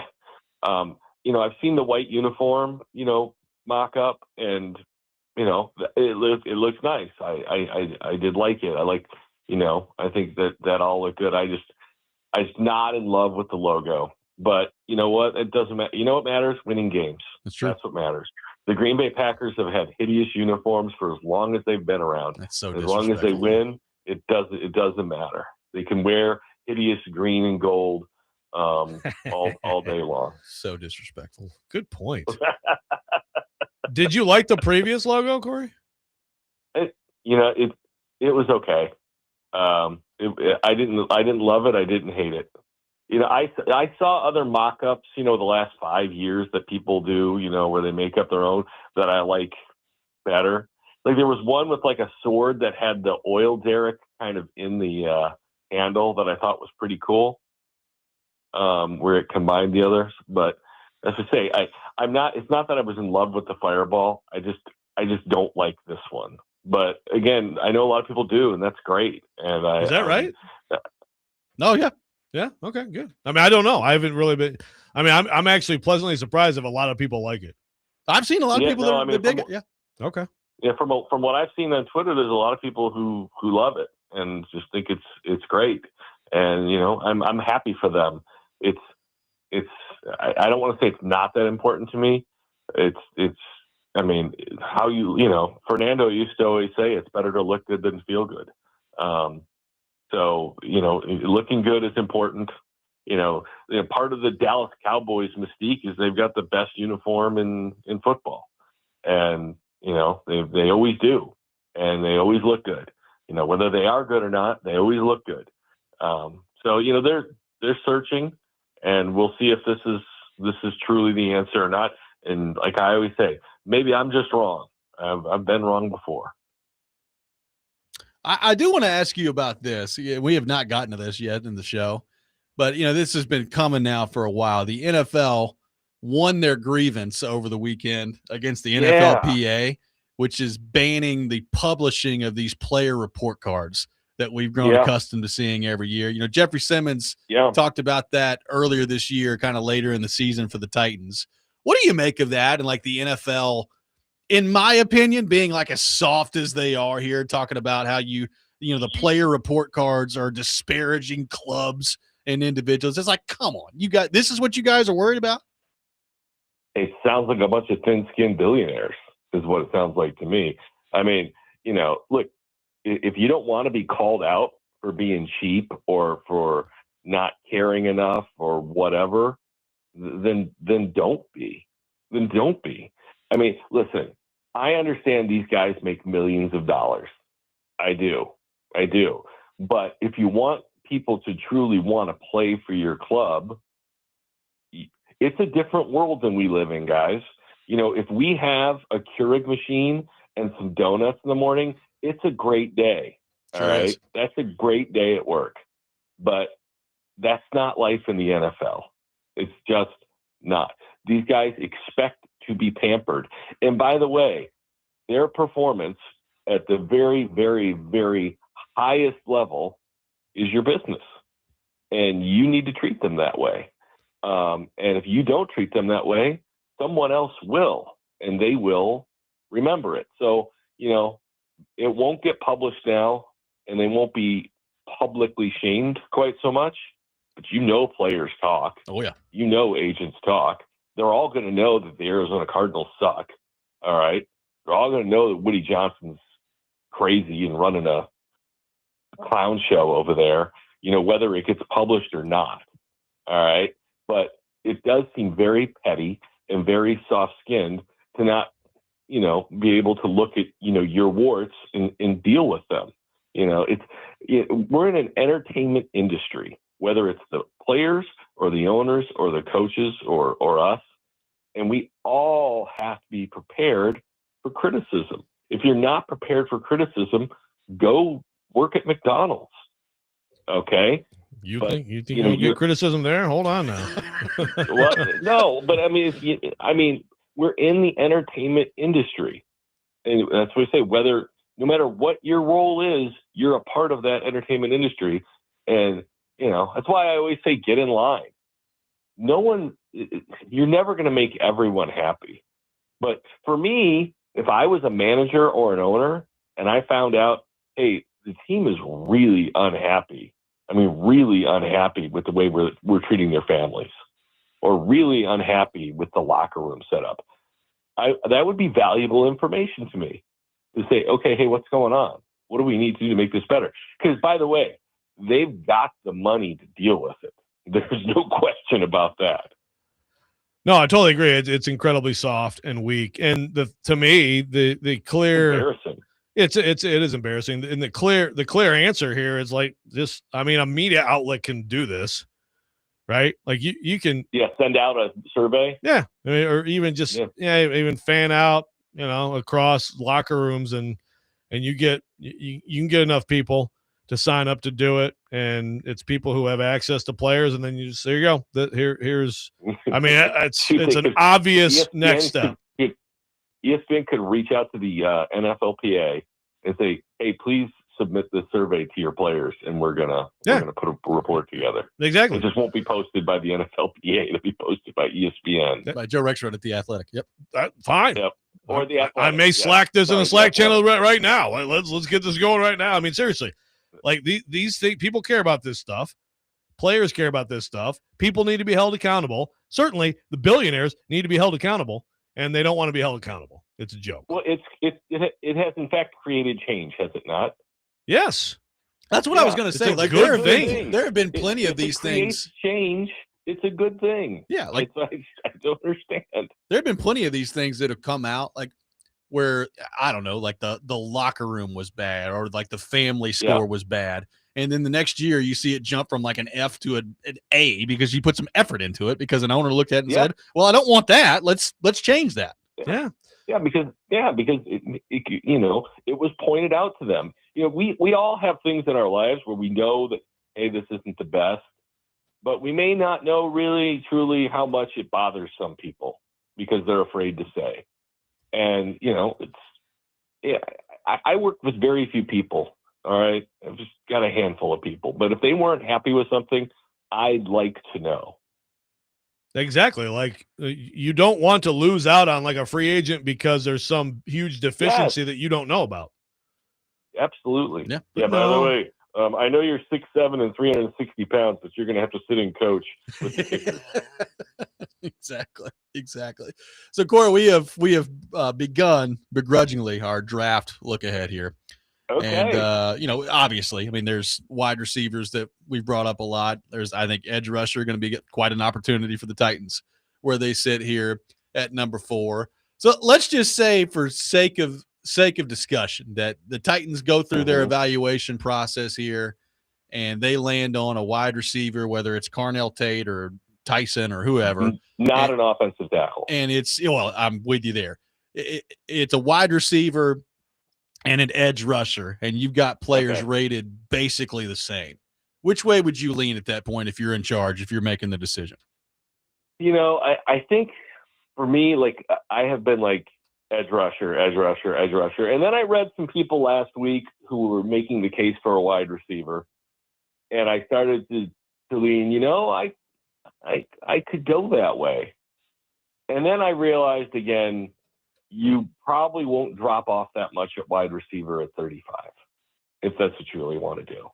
And so you have not invested in edge rusher in forever. And you need a difference maker.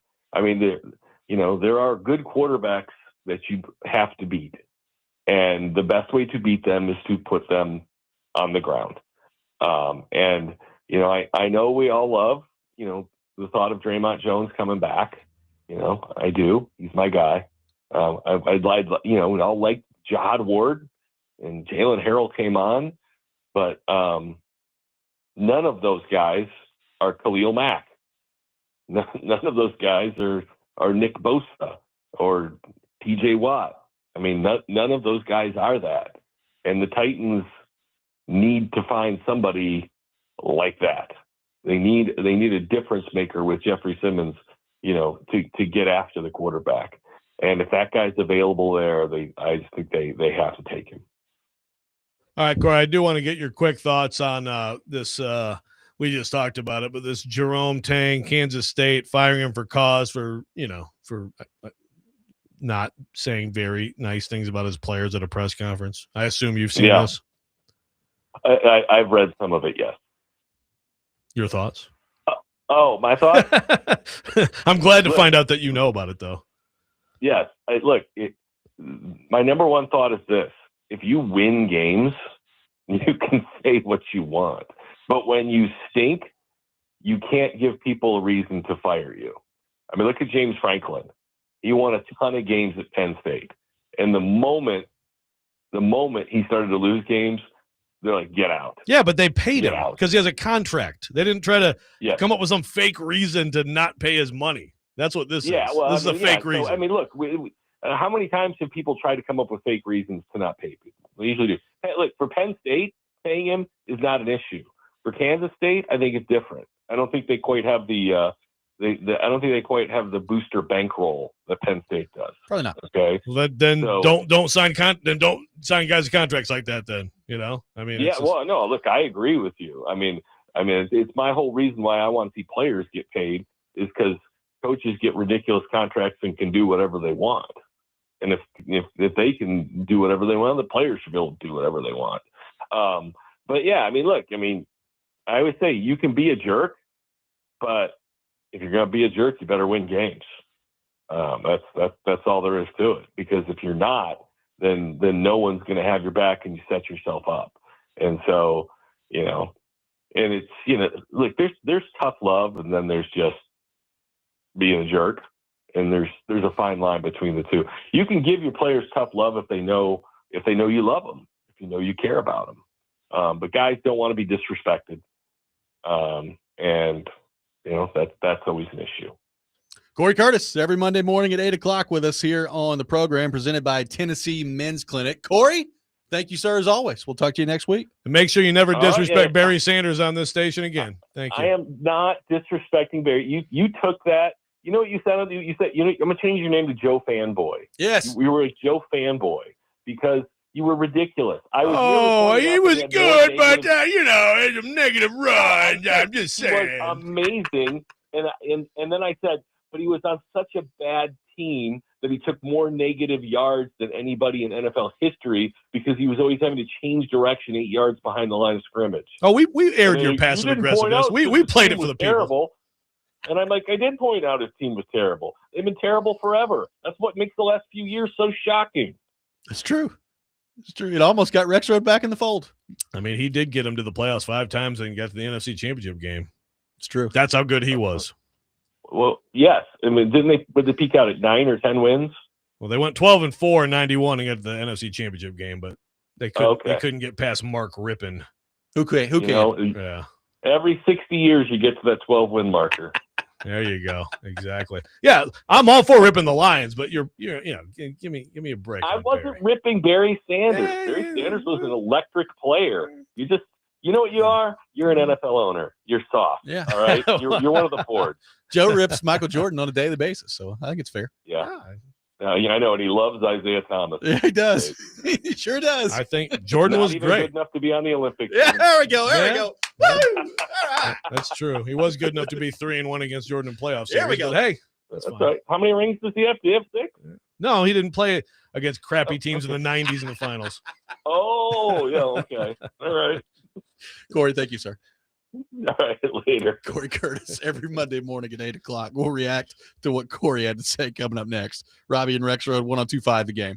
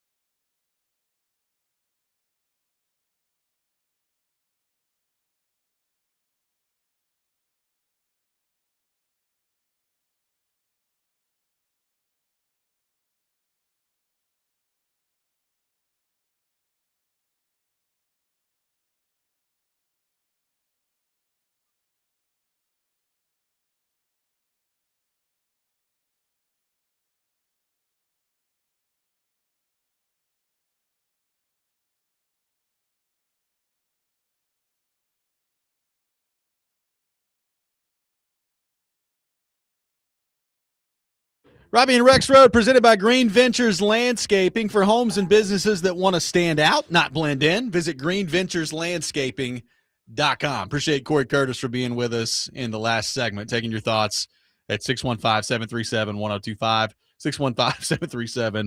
615-737-1025. People enjoyed you two bickering back and forth like old men at the end of that segment. That's good. Yeah, he can say whatever he wants, but, he took a little shot. Walter Payton, the greatest football player. Barry was good, but yeah, it was negative. Yeah, that's fine. We played it for the listeners. We did. People know what's going on. Joe, a lot of thoughts on the logo for the Titans. We talked about this a little bit earlier in the show. Easton Freeze of A to Z Sports putting it out there that the Titans are redesigning in 2026. They're moving away from the Greek mythology theme that has been with the franchise basically ever since they got to Nashville after the Oilers era in '99 when the Titans came. I mean, as multiple people have pointed out, I mean, the place used to be called the Coliseum, for God's sake.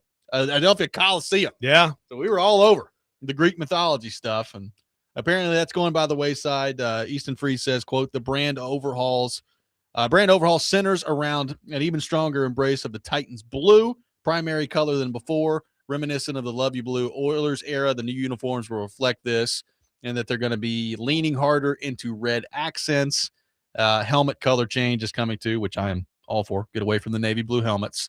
Joe, a lot of different reactions to this. Like the logo itself. So I guess Fanatics put out like this plush football pillow looking type thing, and it had the new Titans logo on there. They've since taken it down, but of course it's 2026 and the internet and people take screenshots of it. Only takes a second. It's been found, and a lot of Titans fans reacting to the logo over the weekend. Your thoughts on the logo / brand redesign change that's coming up for the Titans in 2026? So you were reading from an Easton Freeze story, right? Correct. So he confirmed with sources that is real. That is one of the logos, yeah. So good job, Easton. Karski, you working or what are we doing here? You he said, quote, sources confirmed that a leaked logo design from fanatics.com is one of the Titans redesign marks. Did Karski do anything? Did he have anything? I don't think so.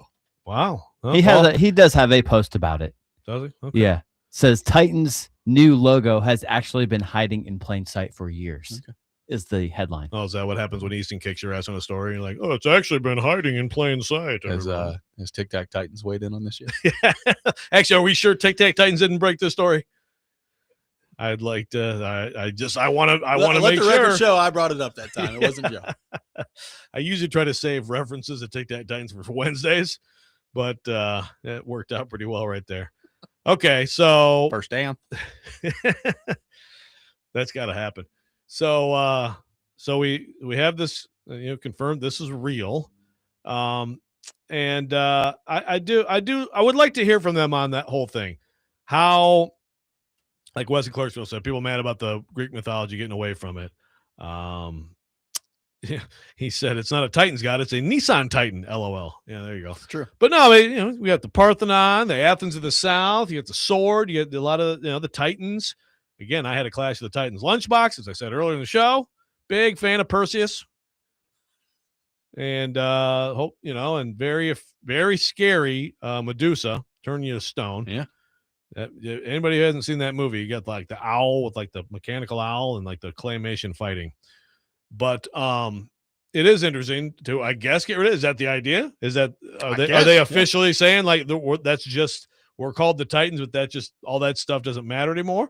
Is there a name? I can't believe there's a name change. There's not a name change, right? They're not going to change. No, I would be surprised by that. But like, Dave, but it's still called the Titans. Dave pointed out earlier, like, if you're going to be called the Titans, but you're like leaning totally away from all the Greek mythology stuff, it's like, well, that is the Titans, Yeah. Yeah.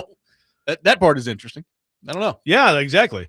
So is this just because the logo? I mean, the logo is kind of nondescript. I think I agree. I saw Jess on the YouTube chat say like the logo itself, meh.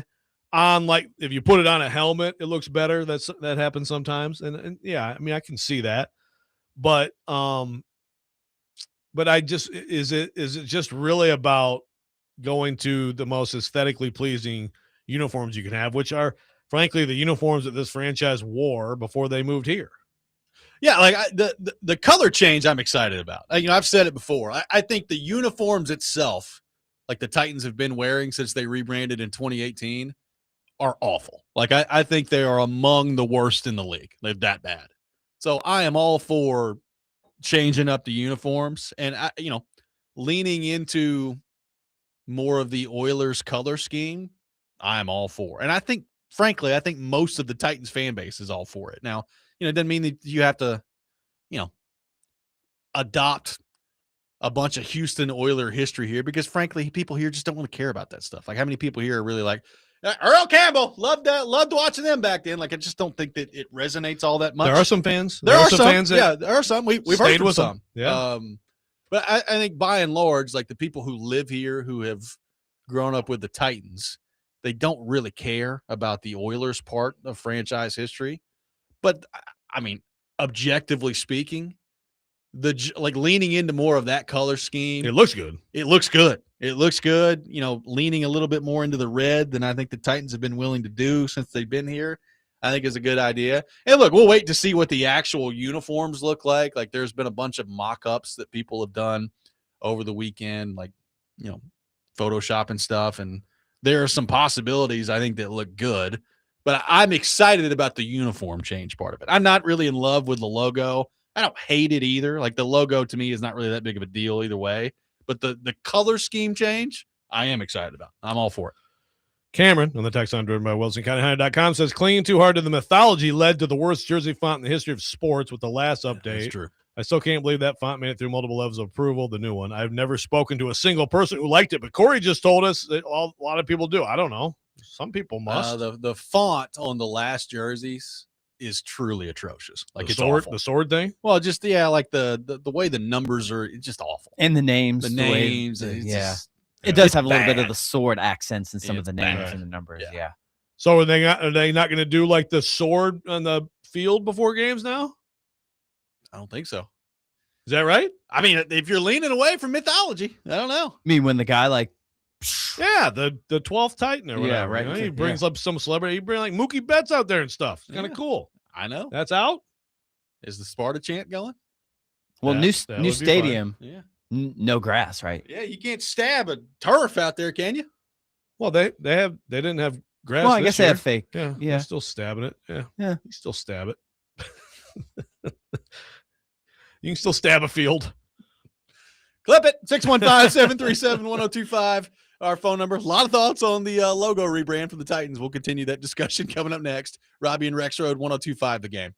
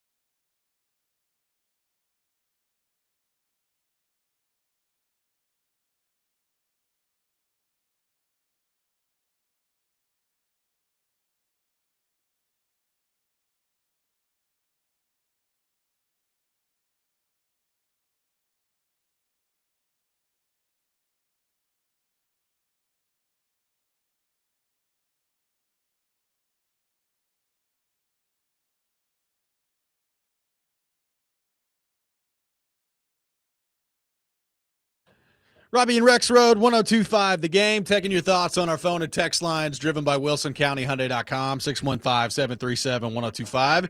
Got a pair of tickets to give away to see Sal Volcano at the Ryman Auditorium coming up on Sunday, April the 12th. To caller number 4, 615-737-1025. Let's head to our phone line. Welcome in Adam in Portland to the program. Adam, good morning. Thank you for calling in. Well, number one, dude, when they decided to redo the stadium, I was like, man, I hope they make it actually look like the Coliseum. Like, I don't know, we already brought the Parthenon, so like make a Coliseum version of that and lean into it, and it could have been something cool. But since we got whatever, I wouldn't say a cookie cutter stadium, but it looks like a lot of the new stadiums, then yeah, completely rebrand us. And I like it. I wish it would just be the Tennessee Oilers again. I'm being totally honest with you, and just have the Oilers shield behind our new logo. I don't hate the logo, but no, dude, I absolutely agree with you, Robby. I think the last 8 years our jerseys have sucked, but I do think I do feel there was an opportunity to incorporate a lot of the Oilers stuff because they look good. Thank you, I appreciate the call. I would have been fine had they just slapped the Titans logo. I mean, I didn't love the Titans logo that we've seen and had here for years. It's fine. I didn't hate it either. Like, it's just like, okay, it's Titans.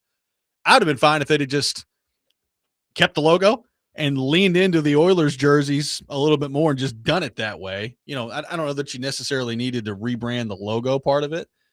We have heard from some people today, Joe, that would be all for just going back to the Tennessee Oilers. I wonder how popular that idea would be with the fan base. Probably not very, if I had to guess. Yeah, I wouldn't think so. Yeah, the old logo, as some have called it, the flaming thumbtack. Yes. If you gave me those two, if you gave me this logo and you gave me that logo and you were starting a team and you said, pick which one you like, I'd probably pick this one.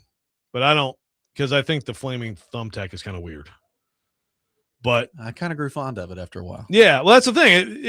It's been, you get used to it, and then it's like, why change it? Yeah. That's my point. Is like, if you took a first blush, I like this one better. But was it really necessary to change from that one to this one? I don't know that it was necessary, but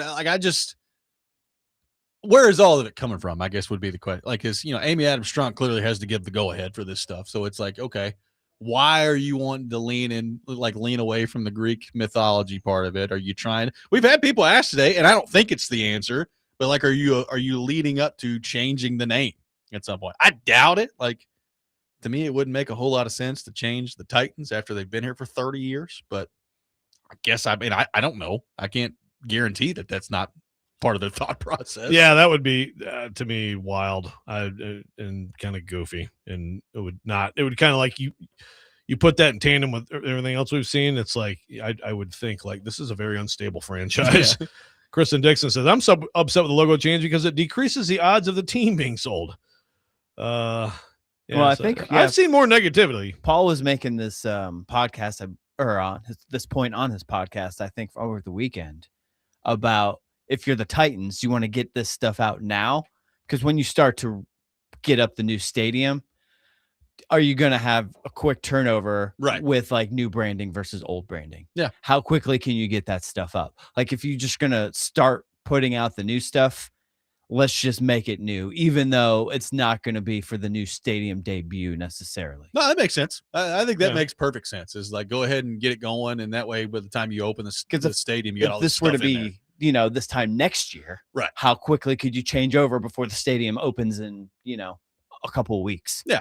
Well, and again, like, frankly, I think they need a jersey overhaul. Like, and so I'm happy to see it. Like, I'm interested to see what the jerseys look like. Frankly, I don't think there's really anywhere to go but up with the jersey part of this. The logo's its own thing, and we can debate about the logo. The jerseys, I think everybody, for the most part, pretty much agrees they're in need of an upgrade on the jersey front here. Yeah. Yeah, so maybe it is as simple as they did and I know they've done it a few times, but like they did those Oilers throwbacks like the day that Levis went nuts against the Falcons. Yep. And it just looked awesome. And it's just like, this is yours, and it's the best thing that anybody's come up with in terms of, like, pretty good. So why not just go to what looks good and all people seem to universally like. Yeah. And if that's as simple as that, then that's fine. I'd probably still keep some Titans-related stuff going if you're going to be the Titans. Weston Clarksville's talking about, what about a little Love You Blue Grass, like Boise State? There we go. Let's get in there. Really lean into it. William from Madison says, I'd like to change the name to the Nashville Titans. When the rest of the state chooses not to show your games this past season, it's time to change your name from Tennessee. There's that. Fair point. It's like out in East Tennessee. They'll just not show the Titans game this time. Yeah. And even like down by Chattanooga, right? Yeah. Yeah. Well, it was like on the edge. It was like Crossville. It's not that far away, We do have a little bit of NFL news here today from Jordan Schultz. The Dolphins and two-time Pro Bowl pass rusher Bradley Chubb are parting ways. Okay. He's set to become a free agent. There you go. So adding to the list. How old is Bradley Chubb? It says 29. Okay. Yeah. Had some injuries. Yep. Good player. 8.5 sacks last season. Yeah. Yeah. Okay. Not bad. Well, they got a lot of work, as we've discussed. They got a lot of work to do down there with their salary structure and how they're going to do. I mean, Chubb just played 17 games, 8.5 sacks, as Ian said. He did not play in 2024 because of a torn ACL. So torn ACL in 2024, came back this year and had 8.5 sacks. He had 11 in 23 before the torn ACL. Be interesting to see what kind of market there is for a guy like that. He'll be 30. Be 30 when next season starts. Has had an ACL. A lot of times you do see, it's like the first year back, maybe a little limitation. Mm-hmm. Sometimes it's that next year back, you're quite a bit better. A year or two with some teams, I could see some interest in him. I was going to bring this up. I'm interested to get your thoughts on it. So, Charles talked about this a little bit last week. What do you make of the idea of Derek Carr considering coming out of retirement? So he said, and I forget what podcast this was on. It was the Homegrown podcast. Okay. He said he would come out of retirement for basically a chance to win a Super Bowl. He said, would I do it? Yes. Would I do it for anybody? Absolutely not. I told you two things. I have to be healthy and I'd want a chance to win a Super Bowl. And obviously that's a tough thing to find. That's hard to do. That's not easy. So Derek Carr at age 34, he's like 34 years old. He did not play last year, obviously. What do you make of that? Like the idea of Derek Carr coming out of retirement. And is there a team that even comes close to fitting that bill of a team that would want Derek Carr to be their starting quarterback, but can also be viewed as a contender at the same time? I'm struggling to come up with that combination. Yeah, I don't think I don't think so. But I'd be a little bit intrigued because obviously the injury stuff was bad. You get away from it, you have a total reset, you rest. It wasn't that long ago. He was effective. He wasn't bad. And it wasn't that long ago before that he was pretty freaking good. So, I mean, maybe there's a team out there that would like a Kirk Cousins, Derek Carr competition for starting quarterback, but it's not a team that's like the two viewed as a contender. I guess the question would be how far down the list do you have to go about contender if you're Derek Carr? Because the two teams that immediately came to mind that you would I would at least think about it. What's going to happen with Pittsburgh at quarterback, right? Is Aaron Rodgers coming back? Because if Aaron Rodgers wants to come back now that Mike McCarthy's the head coach, then it's probably going to be Aaron Rodgers as the starting quarterback. But if he doesn't, you've either got to go draft somebody, hand it over to Will Howard, or go find another quarterback this offseason. And we've thrown out, Malik Willis and that possibility there. But Derek Carr could be there. And again, Charles talked about this too, and this is more in relation to Cousins and some other quarterbacks that have been thrown around out there. But apparently Minnesota is at least open to the idea of a quarterback coming in competition with J.J. McCarthy. So those are kind of the two teams that came to mind for me. Much beyond that, I don't know, what happens with Daniel Jones? Are the Colts in need of a quarterback? And are the Colts a contender, right? Would he view the Colts as a contender? He better have a definition at least that loose. right? I mean, they were like they were the best team in the NFL for what, the first 10 weeks or something last week, right? So, and then it did not go well. Yeah, then it didn't go. But yeah, that'd be one. And that makes sense. Like Daniel Jones coming off, it is Achilles, right? Yes. Yeah. And a tibia. Yeah. He obviously was really surprisingly good last year, but another someone who can compete with him. And that, again, because of the injury risk, you might start some games anyway if you're Derek Carr. That's a good team. And the Vikings are really interesting. And yeah, I think it makes sense for them to have somebody there. Maybe it could be Cousins too. I don't know. Would Cousins go back there to – I don't know, man. But if Carr really wants to come back, if you could get either of those situations, you can't really ask for much more if you're him, right? I wouldn't think so. And then the question is, like, how attractive is Derek Carr after having set out a year? Like, Derek Carr was a fine NFL quarterback. I mean, his last year with the Saints, he was all right. He got hurt at the end of it, which hence why he retired after that. But like, they were bad too. Yeah, like he was 5-5, I think, as a starter that year. Like that's what he's been. He's been a decent to good NFL quarterback. So how attractive is that to one of those teams? I don't know. I mean, given the quarterback market this year, you tell me, would you rather have Derek Carr or Kyler Murray or Derek Carr or Tua?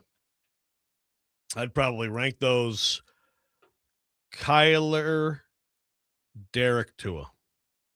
Where's Malik? Number 1 or number 4? Man, that's a really good question. I mean, I'd probably rank it. I mean, I'd still go Kyler. I would take Kyler over Malik. I mean, Kyler Murray's done way more. I know that there's a certain amount of quality there. God, Malik Willis. I'm like, I really want him to do well. I'm still a little bit skeptical about him being your full-time starter. I don't know. This is going to be a great test of how much of a genius your guy is. Yeah, he gave a really inspiring speech to Wisconsin basketball over the weekend, too. I don't know if you saw that. That was really good. Really good stuff from Matt LaFleur. 615-737-1025, our phone number. 615-737-1025. Final segment of the show coming next. We got a whole lot of your thoughts to get to. We'll roll through them quickly. Robby and Rexrode, 1025 The Game.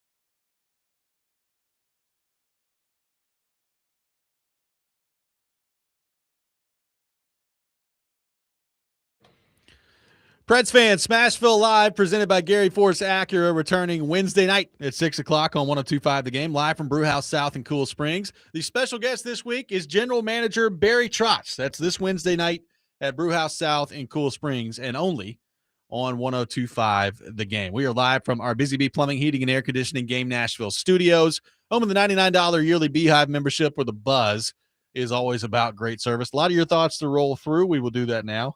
Caleb on the YouTube chat talking about Carr saying he'd come back for an opportunity to win a Super Bowl. Caleb says, well, he isn't good enough to win a Super Bowl, so maybe leave that one alone. There is that. Yeah. Although Well, Sam Darnold just won a Super Bowl. I was going to say, you put Derek Carr in a great situation. I don't know.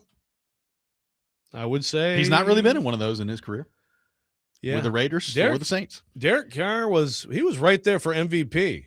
Now, that was 10 years ago. 10 years ago, right? It was 16? It's a quarterback of the future battle between him and Marcus. That's right. And they both got her on the same day. They both broke their legs on the same day. Next to last game of the season. But he was in there at that point. Things were looking, and he never was really, just like Marcus. He never actually was as good as that year again after breaking the leg. Yeah. I don't know that that's a coincidence. I don't know that it is. Long either. time ago. Oh, Marcus still in the league though, getting it done out there. Sure. By the way, technically, an option to be a backup quarterback for the Titans this offseason. He's going to be a free agent. I don't hate it. I don't think he'll come back here. I don't think he'll come back here either, but I don't hate it. You might hate it. I don't hate it. Yeah. Be better than Brandon Allen. Okay. That's the first nice thing you've ever said about Marcus. As I've always said, very nice guy. Super. Very nice guy. Super nice guy. I would, if I had to assign a percentage to it, Joe, just doing some quick math here going through the text line. A lot of thoughts on the logo change. I'm going 72% don't like it. 72% is my of our responses. Just of our responses, or that's your overall guess. No, just our responses. I can only go by our responses. I feel like it's higher. Don't right. I'm just I might have my guesstimate is 72. Okay. Yeah, it seems pretty. And I think there's some separation to it. I think people don't like the logo, but do like the color. Yeah, for sure. No, that's largely what it is. And honestly, when teams change their logos, because any logo you get used to it. Any logo that is in place for like decades, people just get used to it, like you said earlier. So I don't think many logo changes are well received. Not a ton. Now, I do think you'll like some people who don't like it right now either won't think about it here in a couple years, or they'll look at it and be like, yeah, it's fine. Whatever. Yeah, again, I do think it is a little bland. It's a little bland. It's, as someone said, it looks like someone on Twitter was like, which is down. Is Twitter still down? It was. I don't know. I think it's back. It's back. Now. Okay. Yeah. Someone on Twitter said it looks like the logo of a restaurant that serves dry brisket, which I thought was pretty good. But you put it on a cool looking helmet, you put it on a cool looking jersey, and it's okay, fine. Yeah. Well, that's I would assume that's the primary logo. But Easton did say in the A to Z Sports, he confirmed that the logo is one of the changes for the Titans. So it may not be the primary logo. I think it is, but it may not be the primary logo. Oh, wait, confirm. He confirmed, and I'll pull it back up and read his exact quote here. Give me a second to do that. There are other changes. Well, I mean, there's, teams come out with these new logos, and there's little subtle, the Titans, when they first had the flaming thumbtack, but they also had like the sword with the T through it that they had to. So Easton says sources confirmed that a leak logo design for Fanatics.com is one of the Titans' newly redesigned marks. Okay. So one of. Interesting. It looks like it's probably going to be the primary one to me, but I guess I don't know that for sure. Brian says the logo should be ass cheeks. Brian, that's not very nice. Look. But I get it. This is a franchise that's on the rebound right now. They're on the come up. There you go. This texture said it looks like the state of Tennessee state seal. I agree. Yeah. And I think that's probably not coincidental. Probably the goal. Like, for example, like the Pittsburgh Steelers logo, we all know what it is. You know exactly what it is when you see it. Is that cool? Is like a good logo? I mean, look, it speaks to tradition and continuity, but no. I mean, Green Bay's logo is a big G. Yeah, right. Okay. Like But I say but that. you don't want to change People it. would be madder than hell if they changed it. And they shouldn't. It's just a G. Because branding is just, it takes time. And then it also helps if, like, people associate it with good things, like winning football games. Exactly. I mean, ultimately, that's, if the Titans are terrible for the next 8 years, this logo will be hated. If they start to win games, no one's going to care about it. They're going to be like, hey, look at this thing. Since the Titans switched logos, they've been pretty good. How about that? I said it earlier in the show. Dawn of a new day. I do think at some point, like you're talking about, they had their original Titans jerseys, and that lasted for, 20 years. And then they rebranded in 2018. I'd like to see this rebrand have some staying power for a while. Need to have it stick for a while. Yeah. So make sure the jerseys are good. Yes. Yeah. You have to. So we haven't seen the full picture. Nope. I'm also interested to see if they're going to have an unveiling. They're going to do, what would be the today's equivalent 8 years later of Florida-Georgia line that Robert Saleh could say? They're going to toss Morgan Wallen up on stage. There you go. Robert Saleh singing Morgan Wallen. There's plenty of honky tonks down there to choose from. There are. There's a lot of them. Go up there on Kid Rock's honky tonk. Although I don't know, is that like do they serve milk and cookies there now? Kid Rock he's a good Christian. I don't know. That does it for us let me know. here on the program. On that note, we're out of here. Next man up with Jack Lyman coming up next. You're listening to 102.5 The Game.